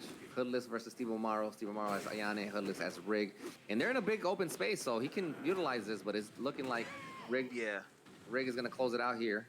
And I even said that I think for me, I like Ayane's range options better than Rig's, but in this matchup, Rig is able to keep them in check. And if you see Hoodlus is already whiffing the move that is going to net him the limbo stun, and it's going to be really bad the moment he lands it. So, but like this here is pretty much what our grand final is going to be. A whole lot of dancing. Yeah. I hope you guys, brush your dances. Get to get your popcorn ready too. Yeah. Here we go. So he Hoodlus opens him up a little bit. He goes for the ground setup. Does not work out. Gets down punched. Hold on. Wants to mix up right here. Goes for the throw. Yeah. Gets the second round. So 2-0 right now in the first match. We're here in for grand finals. Yeah, and what I was gonna say is I hope Steve Omaro takes note of that, where it's just like he knocked Hoodlus down. Hoodlus is, 9 times out of 10 is gonna tech up and not let you get that ground hit. And Steve Omaro overextended and lost because of it. Yeah, he needs to take note of that. Again, that's part of the experience, making sure you're making that adjustment to those patterns. I like that. That is ridiculous. I felt disrespected. Yes. I felt disrespected on that one. First off, Team Ninja, why did she get a close hit? I just like realized that. she got a close hit back turn like that. Yeah. That drill kick is already ridiculous as it is. But okay. All right. Okay. Yeah, there is. Steve Omaro's on the wall. Yeah, I know he's trying to get up out of there, which is why he's trying to stay solid. Yeah, you see he's immediately trying to, laterally away from it. Oh, he's gonna risk it. He's trying to get him into the wall. I like that. Steve Omaro definitely waited for him to commit. Yeah, he didn't want to get into those eggs, the Jurassic eggs. And he's been watching Hoodlus do the reset with Yeah. the fatal stun, so he waited for that karate chop to get on the screen and go, no sir. Well, at least Steve Omaro was able to get on the board. He was able to get around, was not able to capitalize in this particular setup. He had the life lead at the end, and I felt like he had maybe 1 or 2 more opportunities to kind of like back away and avoid having to take those hits, but just didn't work out in the end. So Hoodlus gets the first match right now, and we're going to see what Steve Omaro does for his character select. Okay. Well, if he sticks with Ayane, and based on what we've seen so far, what adjustments do you think Steve Omaro should make? My thing is he needs to take advantage of those moments where he can build space. But what do you think? For me, baiting Hoodlus a little more. I think he's trying to match ranged attack with range attack and get started rather than going, all right, my mobility is better than yours. Let me bait you into something and then get started. So baiting Hoodlus into stuff and then either holding, I don't think she's, and then turning around and then holding, or turning around and then blocking. Because once he commits to something, like the moves that he's trying to space with, like with punch plus kick, he does have a follow up to it, but it's unsafe. And if you block it, it's and if you block it, it's unsafe. It doesn't track. So pretty much, at this point, I'm more so looking like where is Steve Omaro's character knowledge is, and then pretty much baiting Hoodlus a little bit more. Okay, so he gets another. He gets another wide open stage here, so maybe he'll be able to do some of those baits you're talking about. Yeah. Here we go. So nice hold from Steve Omaro. Tries to get a quick little mix-up. Does not work out for him. Ooh, that could have been an easy punish. Yeah. And now he's going to get punished for it. Oh, meter for sure. Yeah. For sure. Oh my God, over 50% of your life was gone. And that came from that back turn punish. Back turn high counter punish. That was crazy. That's a moment you clip right there. There we go. So he's coming in again with some of the aggression. Gets held by Steve Omaro. All right, Steve Omaro backing up. He's taking advantage of that space a little bit. Trying to bait him with the jabs. Definitely like the patience. He's showing a lot more patience here. Yeah. Opens him up real quick. Gets a 9-hit combo. Takes about 30% health off of Hoodlus. Tries to go for the jumping throw. I respect it because he's just gonna fall to the ground anyway. Right. Yeah. That's Okay, there we go. Yeah. Spacing more. What's the bait here? If you notice, there we go. Hoodlus is sticking buttons out. Yeah. There we go. There we go. About 13 seconds on the clock. He can run this clock now. He has a lead and he has a break blow. So he goes for the throw. He goes for the throw, which is a very bad move. And now he's gonna lose this round because he could have just timed it out. He tried to run up and throw there, and it died. What I wanted to see though, and Steve Omaro doesn't necessarily play in this play style, but when he launched Hoodlus into the air, the mid kick hold, he should have ran up under him and then juggled him back into the wall. Yeah, that would have been a good option. That would have been an interesting option. I'm wondering if he would have reached it. I think she would have because she has really good knockback. But most definitely they would have reached it because they were like right in it. If he were to reverse, he would have went clean into the wall. I know, and the reason why I say that, I know it's when you're playing high up, so I know you're gonna just flat out do the damage. But if Kasumi in that situation off the mid kick, because I can do it off my mid kick hold, I'm running up under you and then juggling back the other way. Gotcha. Well, Steve Omaro, I think, might be thinking about that round right there where he could have just backed down instead of going up for the run-up and throw. I don't think it was worth it, given the fact that he had about less than 50% health and knowing that he just lost the whole round with only 50% of his health. I think he's probably thinking about, like, maybe that wasn't a good option there. So he definitely needs to back up when he has a life lead, especially in that moment. He had everything in his favor. The clock was in his favor. The life was in his favor. The bar was in his favor. Everything was in his favor, but he said, you know what? I'm going to choose the worst option right now and roll the dice. And to that, like, he's definitely listening because I like, oh, man, for me, go out with, because you played solid there, but much to your credit, he didn't, like I said, back up a little bit and play everything to your advantage from the life bar to the time. So, he could have backed up. Spend he had 10 seconds on the clock, right? He could have backed up all the way to the wall. That would have taken about 3 seconds off the clock. So now you got 7 seconds on the clock. Then Hoodlus would have came in. You could have break hold. That would have taken a second. You got 6 seconds on the clock. Going on to the other side of the map, you would have had 1 second left. And if you would have done anything, you could have done another break hold and the round was over. Yeah. Just like, but again, it's like. I know it's hard to think about it in the moment, so I don't blame him for right in the moment. So and I think that's the thing, like being in the moment and then doing that versus like trying to exchange with Hoodlus rather than outplay. Right. And I think he can always look back at these matches and be able to be like, you know what, there's some points there that I can address and he can improve for the next time. Absolutely, because for me watching, he's definitely playing Hoodlus in a solid way. And it's those little details in which is not allowing him capitalize where you definitely should. So right now he decided to opt for Momiji. He's in the third match. This is a game point for Hoodlus here. If he wins his match, it's over. He'll win the $200. Or a piece of the $200. Yeah, it is. I believe because of how much it is, it starts getting divvied up between top two, top three. Gotcha. All right, so Steve Omaro is working out for him with Momiji, though. I would think he would have more success with Ayane, but it's working out for him. He was able to close out that last round with a forward throw. Now we're into the second round. He gets hit, trying to jump in. Ooh, nice break hold. I agree with that. But this low holds, I'm not sure what he was trying to do there. I guess he was trying to avoid the throw. Nice backflip kick. He did that immediately as soon as that part of the string was over. All right, what's the mix-up here? Okay, so Hoodlus is trying to get back in the game. He does get it with the break hold. I mean, the break blow. Steve Omaro has to figure out something here. He can do a break hold, and he can also do a sidestep. I think Steve Omaro, because of Hoodlus' style of play, which I understand, if you try to match the level of defense with the defense or the patience with the patience, Hoodlus typically tends to edge out players.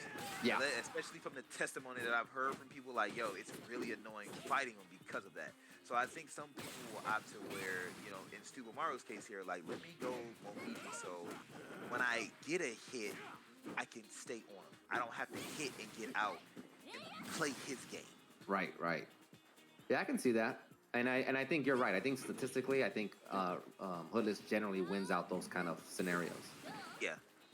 And it like that's Hoodlus' play style, and then he's playing rig that complements that play style perfectly. Yeah. And Steve Omaro right there didn't have a clue of what he wanted to do right there. He was like, should I do a wake-up kick? Do I not do a wake-up kick? Is he going to hold it? And he got up pushing the button and ends up losing that round. I feel like Steve Omaro had that one in the bag, but it just didn't work out. Yeah, he probably got in his own head there, Yeah. So he's backing up with Momiji, which is not something you normally see with Momiji. Right. Gets dragon kicked into the wall. Nice combo from Hoodlus. He backs up.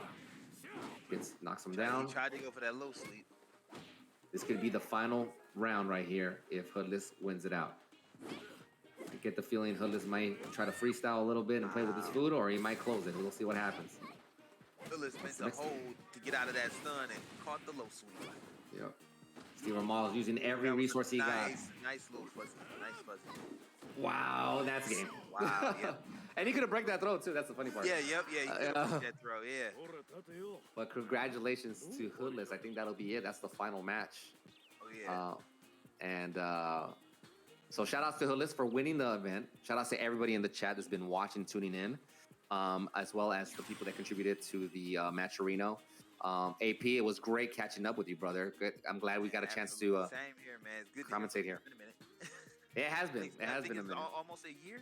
Last tournament we were together. Yeah. Probably more than a year. I would probably say maybe more than a year.